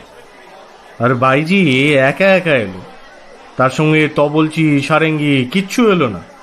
তাছাড়া তোমাদের সাহেব কি একা একাই জলসাঘর বসাতে চেয়েছিলেন নাকি? আগে এসব কথা উকিল বাবু জানেন, আমি জানি না। উকিল বাবু বলতে কেশব বাবুর কথা বলতে চাইছিল কানাই, জনার্দন জানার বড় বউয়ের ভাই। তারপর আমি বললাম, ঠিক আছে, সে কথা না হয় কেশব বাবুর কাছে জানতে চাইব। ট্যাক্সিটা কি বাইজিকে নামিয়েই ফিরে গেল? আর সেই বলবান লোকটা কোন দিকে গেল? ব্যাগটা বাইজির হাতে ধরিয়ে দিয়ে সে কি আবার ট্যাক্সিতে উঠে বসেছিল? আগে আমি সেসব নজর করে দেখিনি হুজুর। কেন দেখনি? সেই বলবান লোকটাই তো সবচেয়ে সন্দেহজনক। বাইরের অচেনা লোক, তুমি বলছো স্বাস্থ্যবান চেহারা। তা আমি কি তখন জানি যে কর্তা মশাই ঘন্টা খানেকের মধ্যে খুন হয়ে যাবেন? তুমি তখন 20-22 বছরের বাইজির দিকে লক্ষ্যভেদী অর্জুনের মতো এক দৃষ্টে তাকিয়েছিলে। তা হোক, মেয়েটার হাতে যে ঝোলা ব্যাগটা ছিল তার ভেতরে কি ছিল? তা আমি কেমন করে জানবো হুজুর, আমি তো দেখতে চাইনি। ট্যাক্সিটা বিকেলবেলা গেটের সামনে এসে দাঁড়ালো, আমি তখন বাগানে গাছের গোড়া নিড়ুচ্ছিলুম। একসাথে আসা ওই বলবান লোকটা জানতে চাইলো যে এই বাড়ির নাম জলসাঘর কিনা। আমি বললাম হ্যাঁ। ও তখন জানতে চাইলো মালিক জানা মশাই আছেন কিনা। আমি তা স্বীকার করায় সে ট্যাক্সি থেকে নেমে এলো, পেছনের দরজা খুলে বাইজিকে নামতে সাহায্য করলো, তার হাতে ওই রেশনের ব্যাগটা ধরিয়ে দিল, আর আমাকে বলল বাইজিকে আমার সাহেবের কাছে নিয়ে যেতে। আমি তাই নিয়ে এলাম। সাহেব তখন দোতলার বারান্দায় চেয়ারে বসে ওই খবরের কাগজ পড়ছিলেন। বাইজিকে সিঁড়ি দিয়ে উঠে আসতে দেখে তিনি উঠে দাঁড়ালেন আর বাইজিকে ভেতরে নিয়ে বসালেন। বাইজি বোধহয় বাথরুমে যেতে চাইল। সাহেব আমাকে বললেন 5:30 নাগাদ চাটা ওনার ঘরে নিয়ে যেতে, দুজনের জন্যই। আমি নিচে এসে দেখি ট্যাক্সিটা চলে গেছে। সেই বলবান লোকটাকেও আর দেখতে পাইনি। সেও বোধহয় ওই ট্যাস্কিতেই ফিরে গেছিল। জানা মশাইয়ের মৃতদেহটা আমি যেখানে পড়ে থাকতে দেখছি সেখানেই পড়েছিল, ওই একইভাবে? আগে হ্যাঁ, আমি ওনাকে ছুঁইনি। চা খাবারের ট্রেটা টেবিলে চট করে নামিয়ে রেখেই আমি নিচে নেমে আসি বাড়িতে টেলিফোন করতে। এর বেশি আমি আর কিছু জানি না হুজুর। আচ্ছা, মেয়েটা যে বাইজি তুমি জানলে কি করে? আগে শুধু আন্দাজে, তা নাও হতে পারে। সে কি শাড়ি পরেছিল? আগে না, মুসলমানি ধরনের শেরওয়ানি চুস তার ওড়না। তাতেই আন্দাজ করেছিলাম ও নিঘাত বাইজি, গেরস্ত ঘরের মেয়ে নয়। এরপর জবানবন্দি দেন কেশবচন্দ্র বাবু। তিনি স্বীকার করেন যে মেয়েটা বাইজি। কি নাম তা ওনার মনে নেই, তবে ঘটনার দিন সন্ধেবেলায় তার মুজরো ছিল। বর্ধমানে ৩-৪ জন সঙ্গীত রসিকদের আমন্ত্রণও ছিল। কেশববাবুকেও নিমন্ত্রণ করেছিলেন জনার্দন মশাই। কিন্তু ঘটনাচক্রে দিন 4 আগে কাশী থেকে একটা চিঠি আসে। জনার্দন মশাইয়ের জ্যাঠতো বড় ভাইয়ের বিধবা স্ত্রী মারা গেছে। তার অসুচ পড়ে যাওয়ায় জলসাটা বাতিল করতে হয়। বর্ধমানের অন্যান্য সবাইকেও খবর দেওয়া হয়, কিন্তু বাইজিকে খবর দেওয়া যায়নি। জনার্দন মশাই যাকে সংবাদ দিতে কলকাতায় পাঠিয়েছিলেন সে হতভাগা নাকি বাইজির ঠিকানাই খুঁজে পায়নি। তাই নাকি জনার্দন বাবু দুপুরবেলায় জলসাঘরে চলে আসেন বাড়ির গাড়িতেই। ড্রাইভার ওনাকে নামিয়ে দিয়ে ফিরে যায়। বাইজি যদি আসে তাহলে সন্ধ্যের আগেই আসবে, তাকে কিছু আপ্যায়ন করে এবং নগদ বিদায় দিয়ে কলকাতায় ফেরত পাঠানোর জন্য। আমি এরপর কেশববাবুর কাছে জানতে চাই, আপনাদের তো অসুচ হলে শেভিং করা গুনাহ বলে ধরা হয়।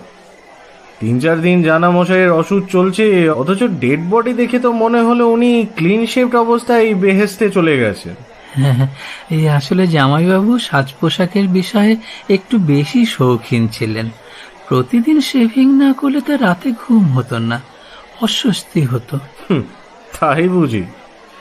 বিশেষ করে সন্ধেবেলায় এক সুন্দরী বাইজির সঙ্গে তার সাক্ষাৎ হওয়ার সম্ভাবনা রয়েছে যখন। কিন্তু কানাই বলল সেই বিকেলে সাহেবের জন্য মাছের চপ বানিয়ে এনেছিল। অসুচ অবস্থায় কি মাছ মাংস না খেলেও ওনার ঘুম হতো না? এই প্রশ্নের জবাব পেতে হলে আপনাকেও কষ্ট করে একবার বেহেস্তে যেতে হবে পুলিশ সাহেব। এটা আমি প্রত্যক্ষ কেন জানি না, জামাইবাবুই জানতেন। জলসাতে বর্ধমানের আর কোন কোন সঙ্গীত প্রিয় মানুষের নিমন্ত্রণ ছিল? সেটাও আমার জানা নেই স্যার, জামাইবাবুই জানতেন। বাইজির নামটা কি? আগেই বলেছি, আমি জানি না। নির্মল হয়তো জানে, কারণ সেই বাইজিকে কলকাতায় খবর পাঠিয়েছিল, যদিও খবরটা পৌঁছয়নি। এরপর জবানবন্দি দিতে এলো মৃত জানা মশাইয়ের বড় ছেলে নির্মল। সেও কেশববাবুর কথাই পুনরাবৃত্তি করে। অর্থাৎ সেদিন সন্ধ্যায় জলসার আয়োজন হয়েছিল, কিন্তু তার বড় জেঠিমার মৃত্যু সংবাদ আসায় সেটা বাতিল করতে হয়। তার বাবা দুপুরের খাওয়া সেরে জলসা ঘরে এসেছিলেন। উদ্দেশ্য ছিল বাইজি যদি সন্ধ্যার আগে এসে পড়ে তবে তাকে কিছু নগদ বিদায় দিয়ে ফেরত পাঠানো। শহরে আর কার কার নিমন্ত্রণ ছিল? মানে যাদের তুমি খবর পাঠাও যে জলসার প্রোগ্রাম ক্যান্সেল হয়ে গেছে। আসলে আমার ঠিক মনে পড়ছে না স্যার, খাতাপত্র দেখলে হয়তো বলতে পারবো। এটা কি বিশ্বাসযোগ্য? তারা শহরের গণ্যমান্য ব্যক্তি, তোমার বাবার বন্ধু। তাদের তুমি এক দফা নেমন্তন্ন করলে তোমার বাবার আদেশে, আবার এক দফা নিমন্ত্রণ ক্যান্সেলও করলে, অথচ খাতাপত্র না দেখে তোমার একজনের নামও মনে পড়ছে না।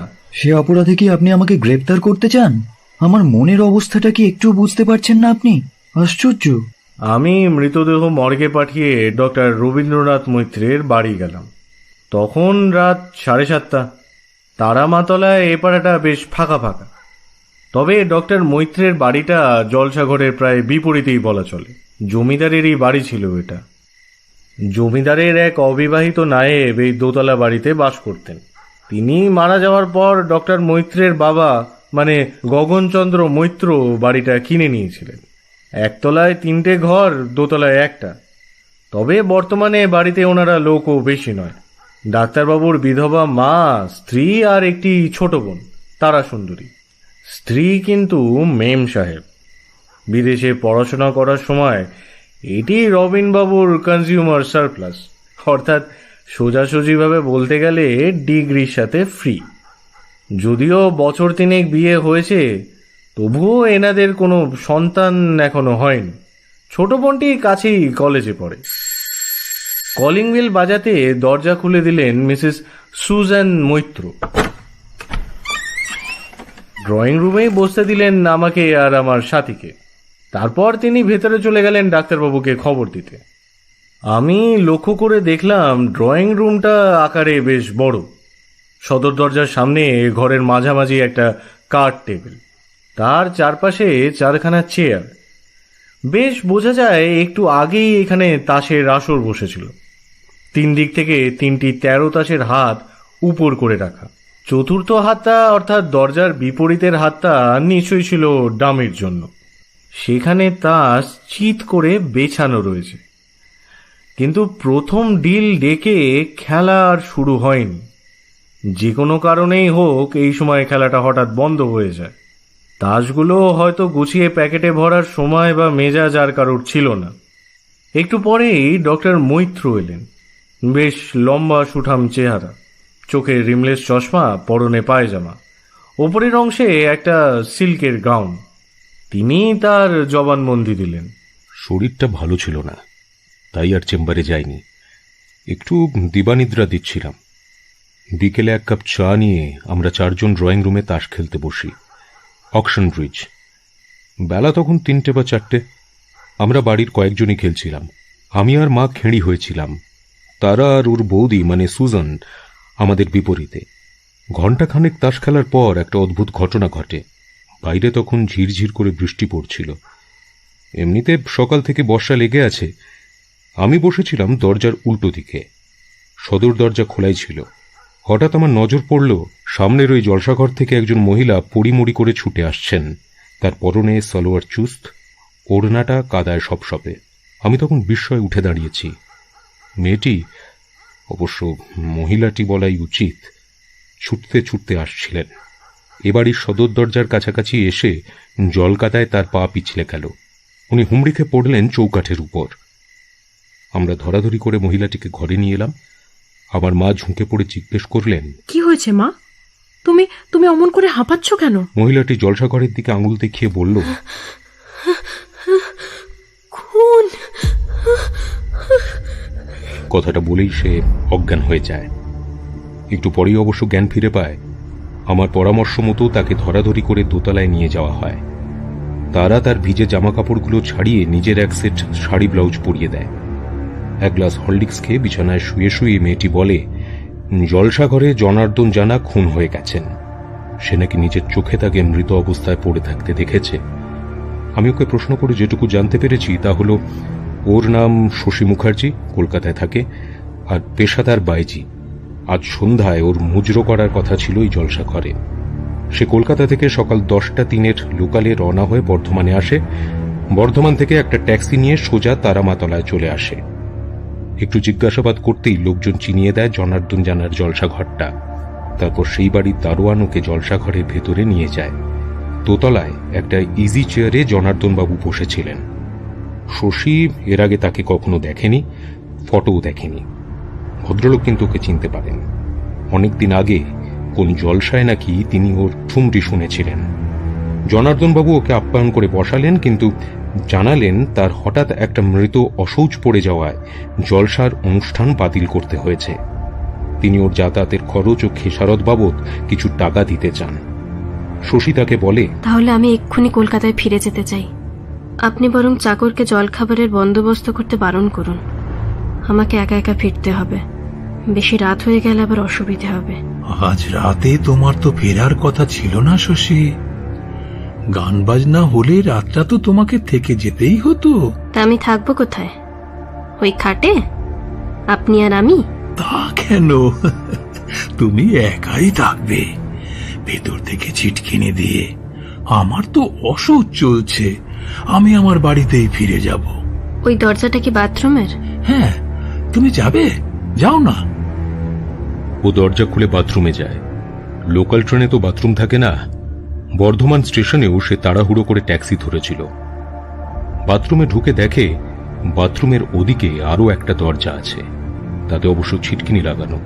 ও বাথরুমের ভেতরে থাকাকালীন টের পায় ওই ঘরে জমিদার মশাই কার সঙ্গে যেন কথা বলছেন। পুরুষের গলা, কিন্তু কথাবার্তা কি হচ্ছে ও সেটা বুঝতে পারে না। ও ইচ্ছে করেই বাথরুমে দেরি করছিল, আশা করছিল জমিদার বাবু ওই উটকো লোকটাকে তাড়াতাড়ি বিদায় করে দেবেন। তখনই ওর মনে হয় পাশের ঘরে একটা বচসা চলছে। দু চারটে উচ্চবাক্য বিনিময়ের পরেই পরপর দুটো অপ্রত্যাশিত শব্দ শুনতে পায়। প্রথমটা যেন আঘাতের এবং দ্বিতীয়টা কোনো কিছু পড়ে যাওয়ার। তারপরেও সে পুরো 1 মিনিট বাথরুমের ভেতরে অপেক্ষা করে। সেই সময় সে একটা পায়ের শব্দ শুনতে পায়।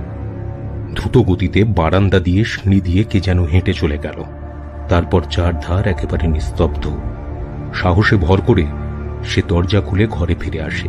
দেখে জনার্দন জানা মেঝেতে উপুড় হয়ে পড়ে আছেন। তার মাথার পেছন দিকটা থেতলে গেছে, আর তা থেকে চুঁয়ে চুঁয়ে রক্ত বের হচ্ছে। এমন অদ্ভুত এবং বিভৎস দৃশ্য দেখে মেয়েটির অবস্থা বজ্রাহতের মতো হয়। তার প্রচন্ড ভয় করে এবং গা গুলিয়ে ওঠে। খুব তাড়াতাড়ি ভ্যানিটি ব্যাগটা তুলে নিয়ে মেয়েটি বারান্দায় বের হয়ে আসে। কাউকে দেখতে পায় না। নিচে নেমে এসে দেখে বাইরে তখনও ঝিরিঝিরি বৃষ্টি হয়েই চলেছে। জমিদার মশাইয়ের ওই দারোয়ানটা বোধহয় আউট হাউসে তার ঘরের ভেতর ছিল। মেয়েটি ভেবেচিন্তে কিছু করেনি, প্রাণ রক্ষার জন্যই তার এই কাজ। সে ওই বিভৎস মৃতদেহটার কাছ থেকে দূরে যেতে চেয়েছিল।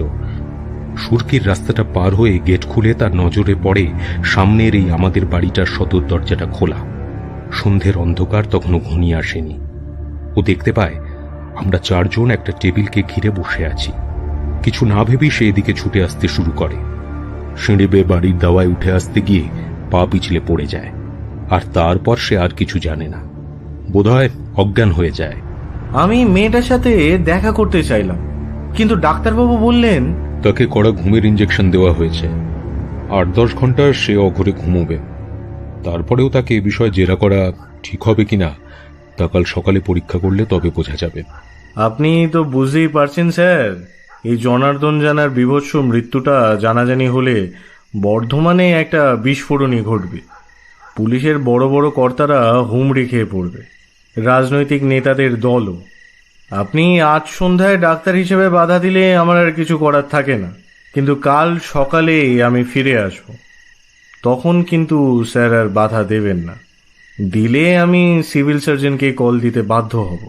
আর কিছু মনে করবেন না স্যার, আজ রাত্রে আপনার বাড়ির বাইরে আমি কিছু আর্ম গার্ডের ব্যবস্থা করছি। ওই স্টার উইটনেস যদি রাতারাতি হাওয়া হয়ে যায়, তাহলে ওর সাথে আমার 27 বছরের চাকরিটাও হাওয়াই হবে। কিন্তু ওই মহিলাটি প্রত্যক্ষ জ্ঞানে যেটুকু জানে, যেটুকু সে স্বচক্ষে দেখেছে, তা তো আমাকে আগেই বলেছে। আপনি নতুন করে ওর কাছে আর কি জানতে চান? অনেক প্রশ্ন স্যার।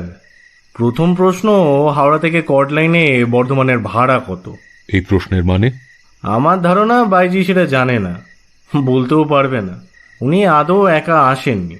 যে লোকটা ওনাকে নিয়ে এসেছিল সেই টিকিট ফিকিট কেটেছিল, ট্যাক্সির ভাড়াও সেই মেটায়।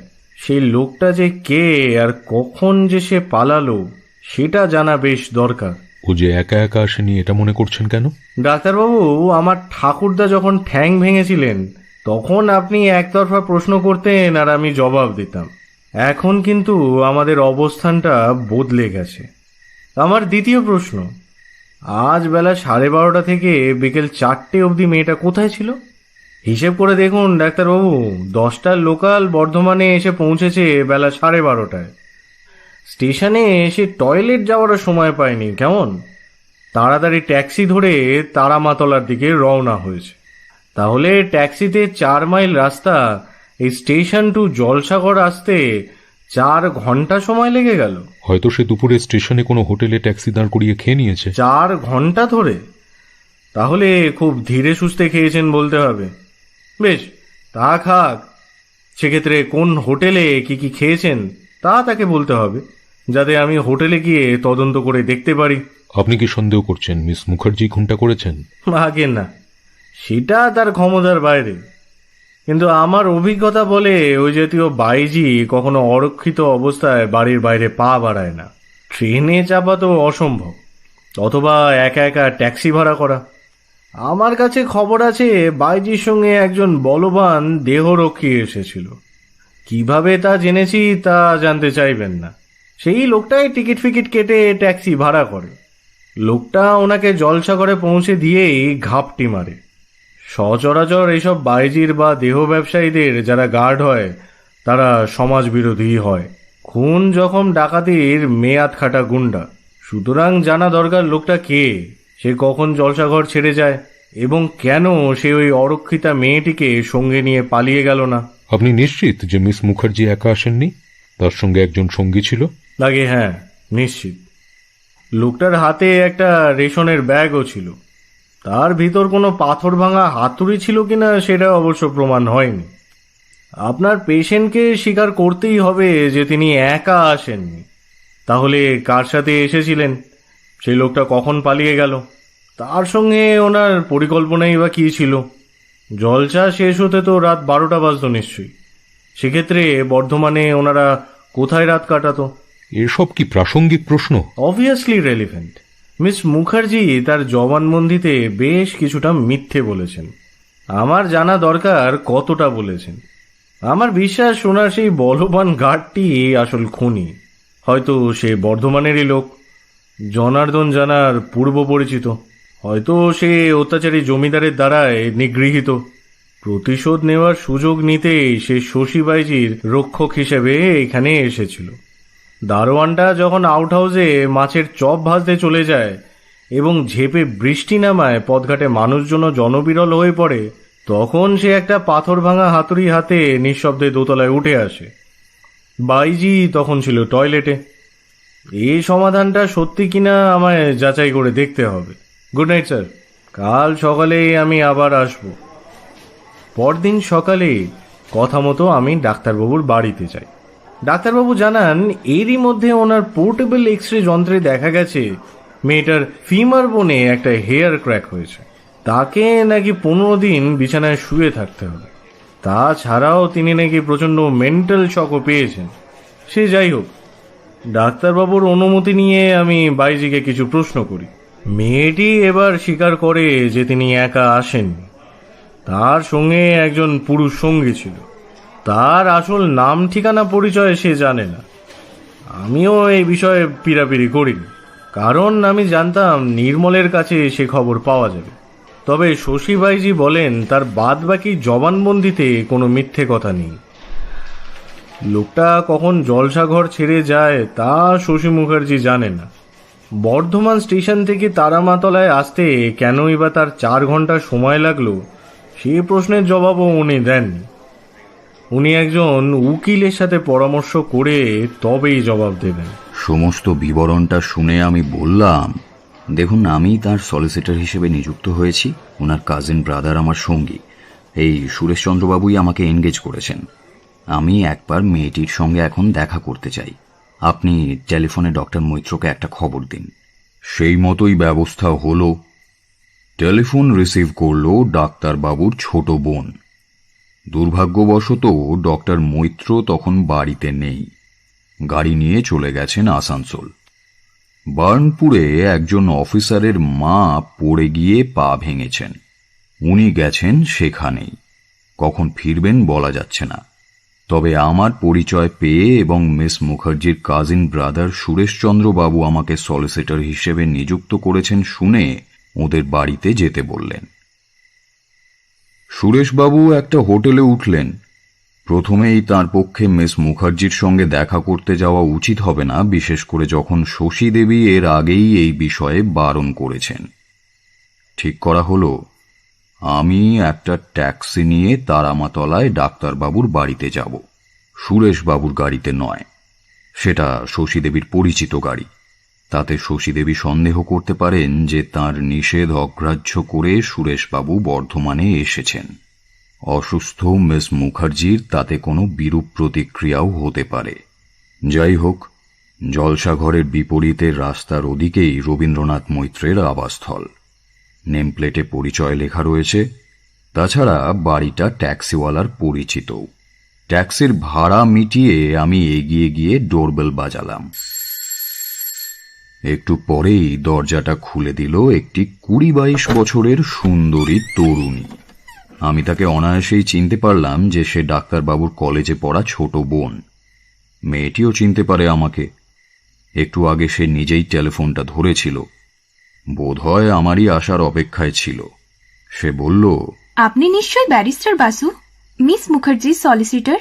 আমি মাথা থেকে টুপিটা খুলে সামান্য ঝুঁকে বললাম, ইয়েস, আপনি নিশ্চয়ই মিস তারা সুন্দরী মৈত্র, এখানকার কলেজে পড়েন। ও বাবা, আপনি আমাকে চোখে দেখেননি তবু নাম ধাম জেনে ফেলেছেন। এই কথাটা তো আমিও বলতে পারতাম আপনাকে। আসলে কি জানেন, পরিবেশ অনেক সময় মানুষের পরিচয় বহন করে। জীবনে যাকে কখনো চোখে দেখেননি তাকে মধ্য আফ্রিকার একপাল নিকশ কালো কাফরির মধ্যে একমাত্র শ্বেতাঙ্গরূপী আবিষ্কার করে স্ট্যানলি সাহেব তো অনায়াসেই বলতে পেরেছিলেন ডক্টর লিভিংস্টোন, আই প্রিজিউম। তারা হেসে ফেলে। এক ঝাঁক শুভ্র কুঁড়ির মতো দাঁতের সারি ফুটে ওঠে। এরই মধ্যে বাসন্তী দেবী অর্থাৎ ডাক্তারবাবুর মাও এগিয়ে এসেছেন। দাঁড়িয়ে কেন বাবা, বসো। তারপর তারার দিকে ফিরে একটা মৃদু ধমক দেন। আগে বসতে বলবে তো। সরি, আইয়ে সাহাব, পধারিয়ে। বেশ, বুঝতে পারছি বাংলাদেশ পার হয়ে এখনো বিহারে ঢুকিনি। আমি অলরেডি ঘরের মধ্যে এসে গিয়েছি। পধারিয়ে মানে পদার্পণ করুন বা ভেতরে আসুন, বসুন নয়। তারপর বাসন্তী দেবীর দিকে ফিরে বললাম, আমি কেন এসেছি আপনি নিশ্চয়ই জানেন। আপনাদের বাড়িতে যে মেয়েটি পায়ের হাড় ভেঙে বাধ্য অতিথি হয়ে আছে। হ্যাঁ বাবা, জানি। তুমি ওই সোফাটায় বসো। কিন্তু মুশকিল হয়েছে কি, রবিন তো বাড়িতে নেই, বৌমাও গেছে তার সঙ্গে। অথচ রবিন বারণ করে গেছে। পুলিশ, সংবাদপত্রের রিপোর্টার বা জনার্দন বাবুর আত্মীয় বন্ধু কেউ এসে যদি ওই মেয়েটির। হ্যাঁ, কিন্তু আমি তো ওই তিনের বাইরে। আমি মিস মুখার্জির তরফেরই সলিসিটর। কাগজপত্র সব দেখাচ্ছি। সবই বুঝেছি বাবা, কিন্তু রবিন বা বৌমা ফিরে আসার আগে আমরা ওটা পারবো না। সে পই করে নিষেধ করে গেছে। তুমি পরে বরং একবার খোঁজ নিও। রাত 8টার মধ্যে ওরা নিশ্চয়ই ফিরে আসবে। হ্যাঁ, তাহলে ঘন্টা 2 পরেই না হয় এসে খোঁজ করব, অথবা টেলিফোন করে খোঁজ নেব। দেখি ট্যাক্সিটা কাছাকাছি আছে কিনা। হোটেলে গিয়ে তো বইপত্র বা ম্যাগাজিনের পাতা উল্টাবেন, আসল কাজ তো 2 ঘন্টা সময় কাটানো। তা সেই সময়ের অপচয়টা এখানেও করতে পারেন। ঘন্টা 2 তো মামলা। আমি বরং 2 কাপ চা বানিয়ে আনি। চা না কফি? আমার জন্য কফি, শুধু কফি। কিন্তু ঘরের ভেতরটা ভালো করে লক্ষ্য করে দেখলাম। ঘরের মাঝে জব্বর সাহেবের বর্ণনা মতো সেই তাসের টেবিলে তাসগুলো এখনো সেইভাবেই ছড়ানো রয়েছে। 13 জন চিত, বাদ বাকি উপুর। কেউ গুছিয়ে প্যাকেটেও তোলেনি। আমি জানালার ধারে একটা সোফায় বসতে বসতে সেই কথাটাই বললাম। তা তাসগুলো এখনো সেদিনের মতোই টেবিলে ছড়িয়ে ছিটিয়ে পড়ে আছে দেখছি। তারা কফি বানাতে বাড়ির ভেতরের দিকে যাচ্ছিল। হঠাৎ ঘুরে দাঁড়িয়ে বলল, সেদিনের মতোই মানে? আপনি কি করে জানলেন? জব্বর সাহেব বলছিলেন তিনি যখন তদন্তে আসেন তখন তাসগুলো কার্ড টেবিলে ওভাবেই পড়েছিল। তারপর তো প্রায় 48 ঘন্টা পার হয়ে গেছে। এই 2 দিন কি আমাদের মাথা ঠিক ছিল বাবা? একের পর এক পুলিশ, সংবাদপত্রের রিপোর্টার, পার্টির লোক, মিউনিসিপ্যালিটির হোমরা চোমরা। আপনারা কি অকশন ব্রিজ খেলছিলেন? কে কোথায় বসেছিলেন বলুন তো? ওকে আবার আপনি কেন? ও তো অনেক ছোট তোমার চেয়ে। শুধু বয়সে নয়, অভিজ্ঞতাতেও। কিন্তু আমরা কে কোথায় বসেছিলাম তা শুনতে আপনি এত আগ্রহী কেন? না, মানে খোলা দরজার ঠিক বিপরীতে কে বসেছিলেন, অর্থাৎ কে প্রথম মিস মুখার্জিকে জল কাদার মধ্যে ছুটতে ছুটতে আসতে দেখেন। ওই চেয়ারটায় বসেছিল দাদা, ওই প্রথম দেখতে পায়। আপনাকে কি কিছু ম্যাগাজিন দিয়ে যাব? কারণ মা তো যাবে এখন পুজোর ঘরে, আর আমি কফি বানাতে। না, আমি বরং ততক্ষণ একা একা একটু পেশেন্স খেলি, দেখি 4টে সিরিজ বানাতে পারি কিনা। বাসন্তী দেবী পুজোর ঘরে চলে গেলেন, আর মিস মৈত্র গেল কফি বানাতে। আমি সোফা থেকে উঠে এসে কার্ড টেবিলে বসলাম। কার্ডগুলো গুছিয়ে নিয়ে শাফল করলাম।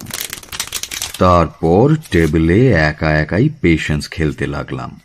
একটু পরেই আমার খেয়াল হলো টেবিলে তাসের সংখ্যা 52 নয়, 51।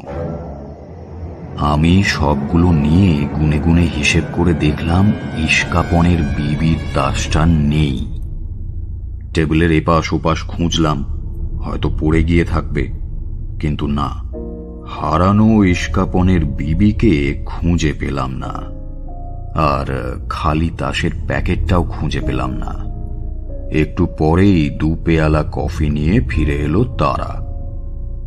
আমি আমার কফির কাপটা হাত বাড়িয়ে নিলাম, জিজ্ঞেস করলাম, কি ব্যাপার বলুন তো? টেবিলে সব মিলিয়ে 51টা তাস দেখছি। সে কি? কই দেখি। ইস্কাপনের বিবিটা কোথায়? সেও গুনে দেখল, না, ইস্কাপনের বিবি গা ঢাকা দিয়েছে। সে উঠে গেল, ওপাশের টেবিলের ড্রয়ার থেকে টেনে বার করলো তাসের খালি প্যাকেটটা।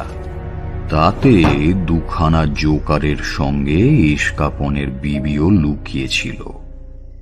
বাকি তাসগুলো আমি ওর হাতে দিয়ে বললাম, আর পেশেন্স খেলে কাজ নেই, এসো তোমার সঙ্গে বসে একটু গল্প করা যাক। আচ্ছা, ওপাশে একটা ঢাকা দেওয়া তানপুরা দেখছি, গান বাজনার শখটা কার, তোমার না তোমার দাদার? বৌদি তো মেম সাহেব, তানপুরা বাজান না নিশ্চয়ই? আসলে গান বাজনার শখ আমারও আছে, দাদারও আছে, কিন্তু তানপুরাটা হলো বাবার। ওটা এ বাড়িতে 2 পুরুষের বাসিন্দা। বাবা খুব ভালো ক্লাসিক্যাল গাইতেন। তোমার বাবা মানে গগনবিহারী বাবু? আচ্ছা, কতদিন আগে মারা গেছেন উনি? বছর 5 দাদা তখন বিলেতে। এ বাড়িটা তো তিনিই কিনেছিলেন, তাই না? বছর 7 আগে বোধ হয়। তার আগে তোমরা কোথায় থাকতে? বাবা সরকারি চাকরিজীবী ছিলেন। যখন যেখানে বদলি হয়েছেন তখন সেখানেই থাকতাম। রিটায়ারমেন্ট নেওয়ার পরেই বাবা এই বাড়িটা কিনে নেন। সদর দরজার ওপরে টাঙানো একটা গ্রুপ ফটো দেখে বললাম, ওই মাঝখানে যিনি বসে আছেন উনি তোমার বাবা না? আগে হ্যাঁ, তার ঠিক বাঁ পাশে যিনি বসে আছেন তিনি অবভিয়াসলি মা, তার পাশে আমি, তখন ফ্রক পরতাম, আর পেছনে দাদা স্কুলের ছাত্র। আর তোমার বাবার ডান দিকে? ও ছিল আমার বড় বোন, দিদি। ছিল? হ্যাঁ, টাইফয়েডে মারা গেছে 16 বছর বয়সে। একটু পরেই ডক্টর মৈত্র ফিরলেন, তার স্ত্রী নার্সিং পাস। তিনিও গেছিলেন ডক্টর মৈত্রের সঙ্গে বার্নপুরে। দুজন ভাগাভাগি করে ড্রাইভিং করেন। সমস্ত বৃত্তান্ত শুনে তিনি বললেন, দেখুন, আমার মনে হয় পুলিশ মিস মুখার্জিকে আসামির কাঠগড়ায় আদেও তুলবেন না, ফলে তার তরফে কোনো সলিসিটরের প্রয়োজন হবে কি? দেখুন, মিস মুখার্জিকে আসামি না করলেও খুনিকে ধরতে পারলে শশী দেবীকে কাঠগোড়াতে নিঃসন্দেহে তুলবে প্রসিকিউশন, স্টার উইটনেস হিসেবে। ফলে তার সলিসিটরের নিশ্চয়ই প্রয়োজন আছে। কেন? যা সত্য, যেটুকু সে দেখেছে জানে তাই বলবে। উনি কি কলকাতা থেকে একা এসেছিলেন? না, সে কথা তো মিস মুখার্জি পুলিশকে জানিয়েছেন। সেখান থেকে প্রশ্ন হবে কে তার অভিভাবিকা, কে ওই গার্ডকে তার সঙ্গে পাঠিয়েছেন, কি তার কলকাতার ঠিকানা, সেসব কথা কি মিস মুখার্জি পুলিশকে জানিয়েছেন? না, জানায়নি, কিন্তু পুলিশ তা এতক্ষণে জেনে গেছে নির্মল জানার কাছ থেকে। নির্মলবাবু কলকাতায় ওই ঠিকানায় লোক পাঠিয়েছিল মিস মুখার্জিকে এখানে আসতে বারণ করবার জন্য। আর ওই তথ্যটা 10:03 লোকাল ঘটনার দিন 12:07 বর্ধমান স্টেশনে ইন করেছিল রেলওয়ে রেকর্ড অনুসারে। আর মিস মুখার্জি তারামাতলায় ট্যাক্সি নিয়ে এসে পৌঁছন বেলা 3:45 সময়। ফলে প্রায় 4 ঘন্টার অ্যালিবাইয়ের হিসেব পুলিশ জানে না, কিন্তু তারা জানতে চাইবে। নির্মল জানাও জানে না। আপনি কি জানেন? আপনি জানাতে পারবেন পুলিশকে? আমি? কি আশ্চর্য, আমি তা কেমন করে জানবো? এক্স্যাক্টলি, কিন্তু মিস মুখার্জি নিশ্চয়ই সেটা জানেন। কাঠগোড়ায় দাঁড়িয়ে শপথ নিয়ে পাবলিক প্রসিকিউটরের এই সঙ্গত প্রশ্নটির জবাব তাঁকে দিতে হবে। কি জবাব দেওয়া তাঁর পক্ষে সবচেয়ে নিরাপদ তা তিনি নিজেও জানেন না, আপনিও না, জানি আমি। ফলে তার কাজিন আমাকে তার তরফে নিযুক্ত করে কোনো বোকামি করেননি। কি কৈফিয়ত দেবে শশী? সরি ডক্টর, সেটা আমি একান্তভাবেই আমার ক্লায়েন্টকে জানাতে চাই। তার সঙ্গে দেখা করা যেতে পারে কি? হ্যাঁ, নিশ্চয়ই। যখন তার কাজিন ব্রাদার আপনাকে এঙ্গেজ করেছেন, মিস মুখার্জি তার কাজিন ব্রাদার সুরেশবাবুকে চিনতে পেরেছেন, বিশ্বাসযোগ্য বলে মনে করছেন, কিন্তু একটা শর্ত, আপনি আপনার ক্লায়েন্টের সঙ্গে কথাবার্তা যা বলবেন তা আমার উপস্থিতিতে। এটা আপনার ছেলে মানুষের মতো কথা হয়ে গেল ডক্টর মৈত্র। আমি তাকে প্রথমেই জিজ্ঞেস করব, হত্যাকারীকে কি আপনি চিনতে পেরেছেন? জবাবে উনি আমাকে অর্থাৎ তার সলিসিটরকে যা বলবেন সেটা প্রিভিলেজ কমিউনিকেশন। প্রসিকিউশন আমাকে কাঠগোড়ায় তুলে তা জিজ্ঞেস করতে পারবে না, কিন্তু আপনার উপস্থিতিতে যদি প্রশ্নোত্তরটা ঘটে আপনি কি করবেন ডক্টর মৈত্র? সত্যি কথা বলে মিস মুখার্জিকে ফাঁসাবেন, নাকি মিথ্যে কথা বলে নিজে ফরজারি কেসে মেয়াদ খাটতে যাবেন, হাফ প্যান্ট পরে, গলায় তক্তি ঝুলিয়ে? ডক্টর মৈত্র গুম হয়ে গেলেন। মাথা নিচু করে কিছুক্ষণ চিন্তা করে বললেন, অল রাইট, ইউ উইন। চলুন আপনাকে দোতলায় পৌঁছে দিই। তার আগে আপনাকে দু একটা প্রশ্ন করার আছে। আপনি তো সেদিন ওই চেয়ারটায় বসে তাস খেলছিলেন, তাই প্রথমেই মিস মুখার্জিকে আপনিই দেখতে পান, কিন্তু কখন? তিনি কি তখন জলসাঘরের ভেতরে, সুরকি বিছানো রাস্তায়? আগে না, তিনি তখন জলসাঘরের গেট খুলে সরকারি রাস্তায় নেমে পড়েছেন। অলরাইট, সে সময় তার হাতে একটা রেশনের ব্যাগ ছিল, সেটা কি ছিটকে পড়েছিল যখন তিনি পড়ে গেলেন? রেশনের ব্যাগ? কই না তো। উনি খালি হাতে ছিলেন? না, ওনার হাতে একটা ভ্যানিটি ব্যাগ ছিল, সেটা ছিটকে পড়ে। আমার স্ত্রী সেটা কুড়িয়ে নিয়ে আসে, আমরা সেটা তুলেও রেখেছি। তার ভেতরে কি ছিল তা কি আপনাদের চারজনের কেউ নজর করে দেখেছিলেন? সবাই একসাথে নায়ের ঘাড় নাড়ল। আমার অনুরোধে মিসেস মৈত্র ওনাদের শোয়ার ঘর থেকে ব্যাগটা নিয়ে এলেন। আমি সবার সামনে সেটা খুলে ভেতরটা দেখলাম, তারপর ফেরত দিয়ে দিলাম। রেশন ব্যাগের কথা তখন কেন বললেন? আমার ইনফরমেশনে যা রয়েছে, মিস মুখার্জি কলকাতা থেকে একটা রেশনের ব্যাগে ভরে দুটো জিনিস নিয়ে আসেন, ওই ভ্যানিটি ব্যাগটি ছাড়া। সেই রেশনের ব্যাগের মধ্যে ছিল নগদ 5,000 টাকা এবং একটা লোডেড পিস্তল। এ বিষয়ে আপনাদের চারজনের মধ্যে কেউ কিছুই জানেন না? লোডেড পিস্তল? ও সেটা কোথায় পাবে? ওর সম্বন্ধে আপনি কতটুকু জানেন ডক্টর মৈত্র, যে রামশ্যাম যদু মধু যার নামই আমি বলবো আপনি বুঝে নেবেন? হ্যাঁ, তা বটে।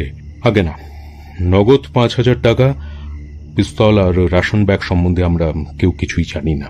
আচ্ছা, আপনারা এই টেবিলে বসে চা পান করতে করতে তাস খেলছিলেন। তা তাসের বান্ডিলটা তো সময়ের অভাবে গুছিয়ে তোলা যায়নি, কিন্তু চায়ের কাপগুলো কোথায় গেল? কি আশ্চর্য! এটা কি একটা প্রশ্ন হলো? এই দুদিন আমাদের তাস খেলার অবকাশ হয়নি, তাই তাসের বান্ডিলটা গুছিয়ে তোলা হয়নি, কিন্তু এই দুদিন আমরা চা তো খেয়েছি, আর তাই। কতক্ষণ তাস খেলেছিলেন? কটার আবার? কটার আবার তো মনে নেই, তবে ঘন্টা দেড়েক খেলেছিলাম। কি বলো সুজান? মিসেস সুজান হ্যাঁ না কিছুই বললেন না।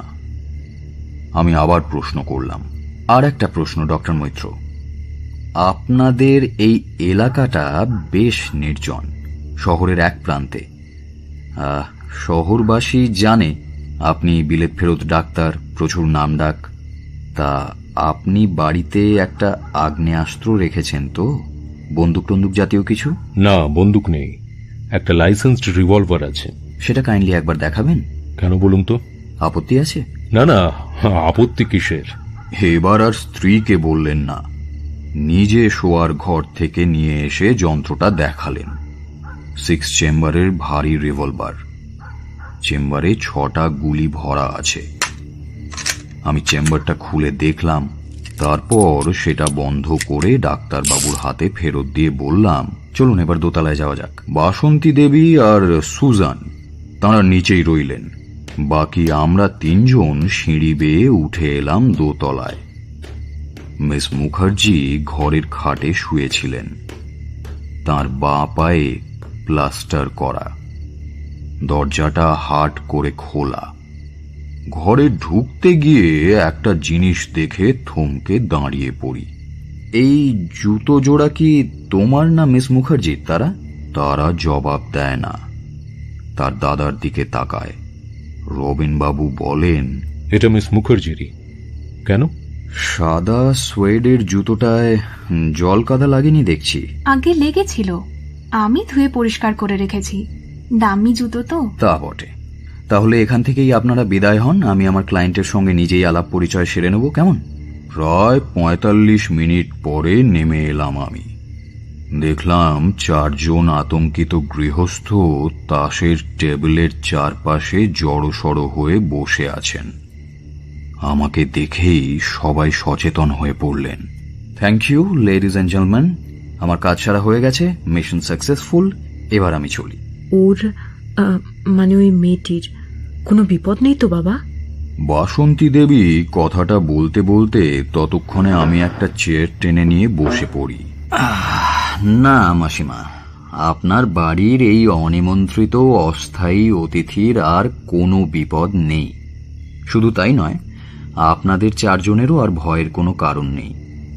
আমি আপনাকে নিশ্চিন্ত করে যাচ্ছি, জনার্দন জানার প্রকৃত খুনিকে পুলিশ কোনো দিনই খুঁজে পাবে না, আমি কথা দিলাম আপনাকে। কিন্তু পুলিশ তো কলকাতায় ওর ঠিকানায় গিয়ে সেই স্বাস্থ্যবান লোকটার নাম ধাম সব জানতে পারবে। তাতে আর কি হবে, সে তো এখন গুয়াহাটি থেকে গুজরাট, কন্যাকুমারী থেকে কাশ্মীরের মধ্যে যে কোনো একজন অচিহ্নিত ভারতবাসী মাত্র। কিন্তু পুলিশ যদি কোনো ভুল লোককে আসামির কাঠগড়ায় তোলে আর মিস মুখার্জিকে সাক্ষীর কাঠগড়ায় ওঠায় star witness for the prosecution হিসেবে, ওর ওই ৪ ঘন্টার বেহিসেবি সময়টার কি কৈফিয়ত দেবে সে? ৪ ঘন্টা বেহিসেবি সময় মানে? কোন ৪ ঘন্টা? বাহ, ১০টা ৩-এর বর্ধমান লোকাল হাওড়া থেকে রওনা হলে তার কোনো এভিডেন্স আছে?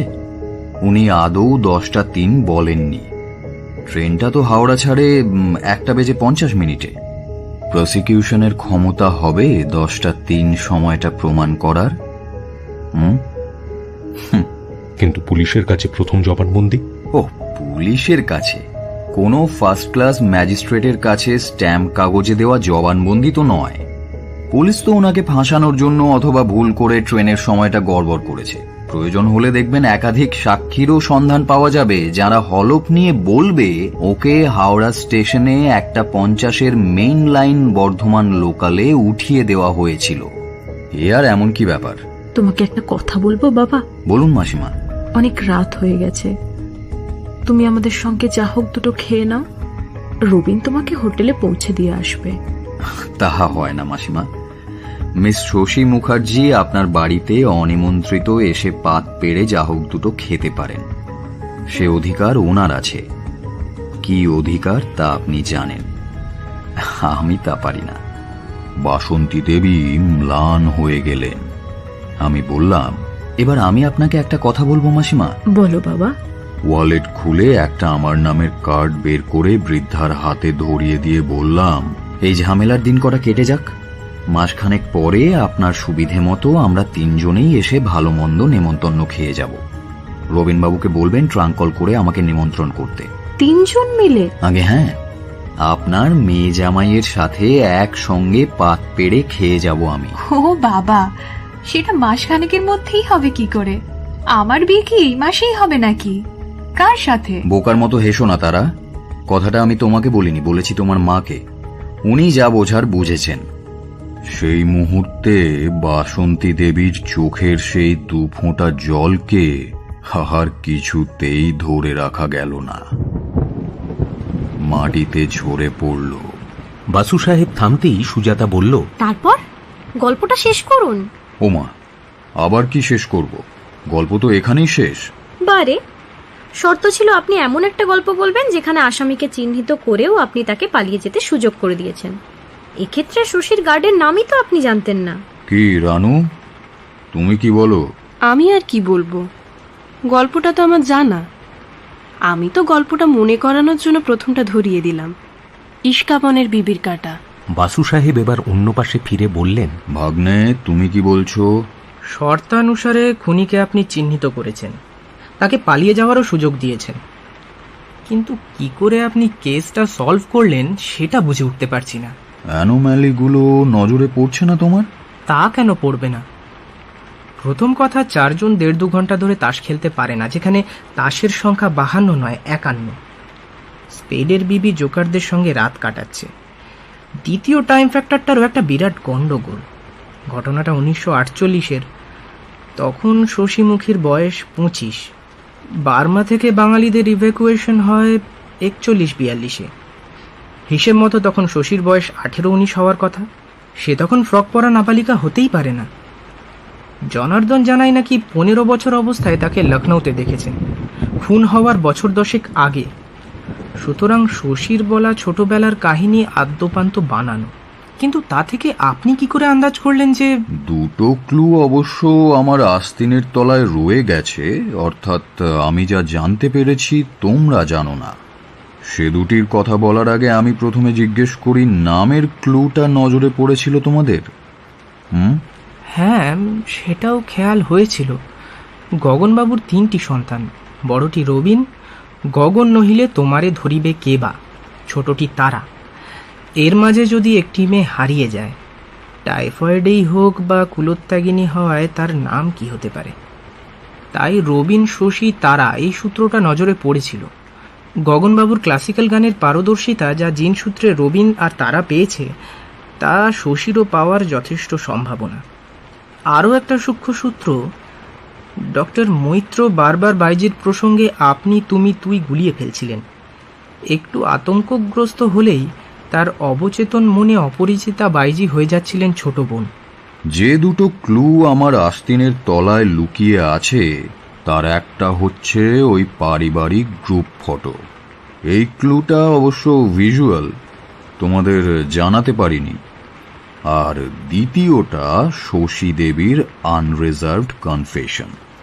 লিগ্যাল প্রিভিলেজড কমিউনিকেশন বস্তুটা ঠিক কি তা ঠিক মতো বুঝে নেওয়ার পর শশী দেবী তাঁর সব কথাই আমাকে খুলে বলেছিলেন। আমি তাকে বলেছিলাম আদালতে সাক্ষীর কাঠগোড়ায় এসব বিষয়ে জিজ্ঞেস করা হলে তিনি যেন বলেন তাঁর লিগ্যাল কাউন্সিলরকে তিনি এসব প্রশ্নের জবাব দিয়েছেন, তাকেই যেন জিজ্ঞাসা করা হয়। আদালতে সাক্ষ্য দিতে এসে তিনি এসব প্রশ্নের জবাব দিলে নিজেই নিজেকে ইনক্রিমিনেট করবেন। শশী দেবী নিশ্চয়ই 10টা 3-এর ট্রেনে এসেছিলেন। তিনি কি তার দাদার বাড়ির ঠিকানা জানতেন? জানতেন। গগনবাবুর খুব ন্যাওটা মেয়ে ছিলেন শশী দেবী। কুলোত্যাগিনী মেয়েকে যে তিনি ক্ষমা করেছিলেন, তার সঙ্গে যে গোপনে চিঠি আদান প্রদান করতেন, সেটা তার স্ত্রীর কাছ থেকেও গোপন রেখেছিলেন। তাই বাসন্তী দেবী, ডক্টর মৈত্র, তারা শশী দেবীর ঠিকানা জানতেন না, কিন্তু শশী দেবী জানতেন তারামাতলার বাড়ির ঠিকানা। বর্ধমান স্টেশন থেকে তিনি সরাসরি চলে আসেন তার মায়ের কাছে। 4 ঘন্টা বেহিসেবি সময়ের প্রথম ঘণ্টা 3-এর অশ্রুপ্লাবিত ইতিহাসটা শশী দেবী আমাকে বলেননি, কিন্তু শেষ 1 ঘন্টার কথা বলেছিলেন। ডক্টর মৈত্রই পরিকল্পনাটা করেন।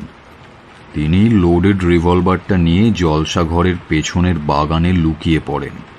আমি সেটাই আন্দাজ করেছিলাম, তাই তাঁর আগ্নেয়াস্ত্র আছে কিনা জানতে চেয়েছিলাম। শশী দেবীকে কানাই যখন দোতলায় পৌঁছে দেয়, তখন শশী দেবীর হাতে ছিল রেশনের ব্যাগ। তাতে নগদ 5,000 টাকা আর সুরেশ বাবুর পিস্টলটা ছিল।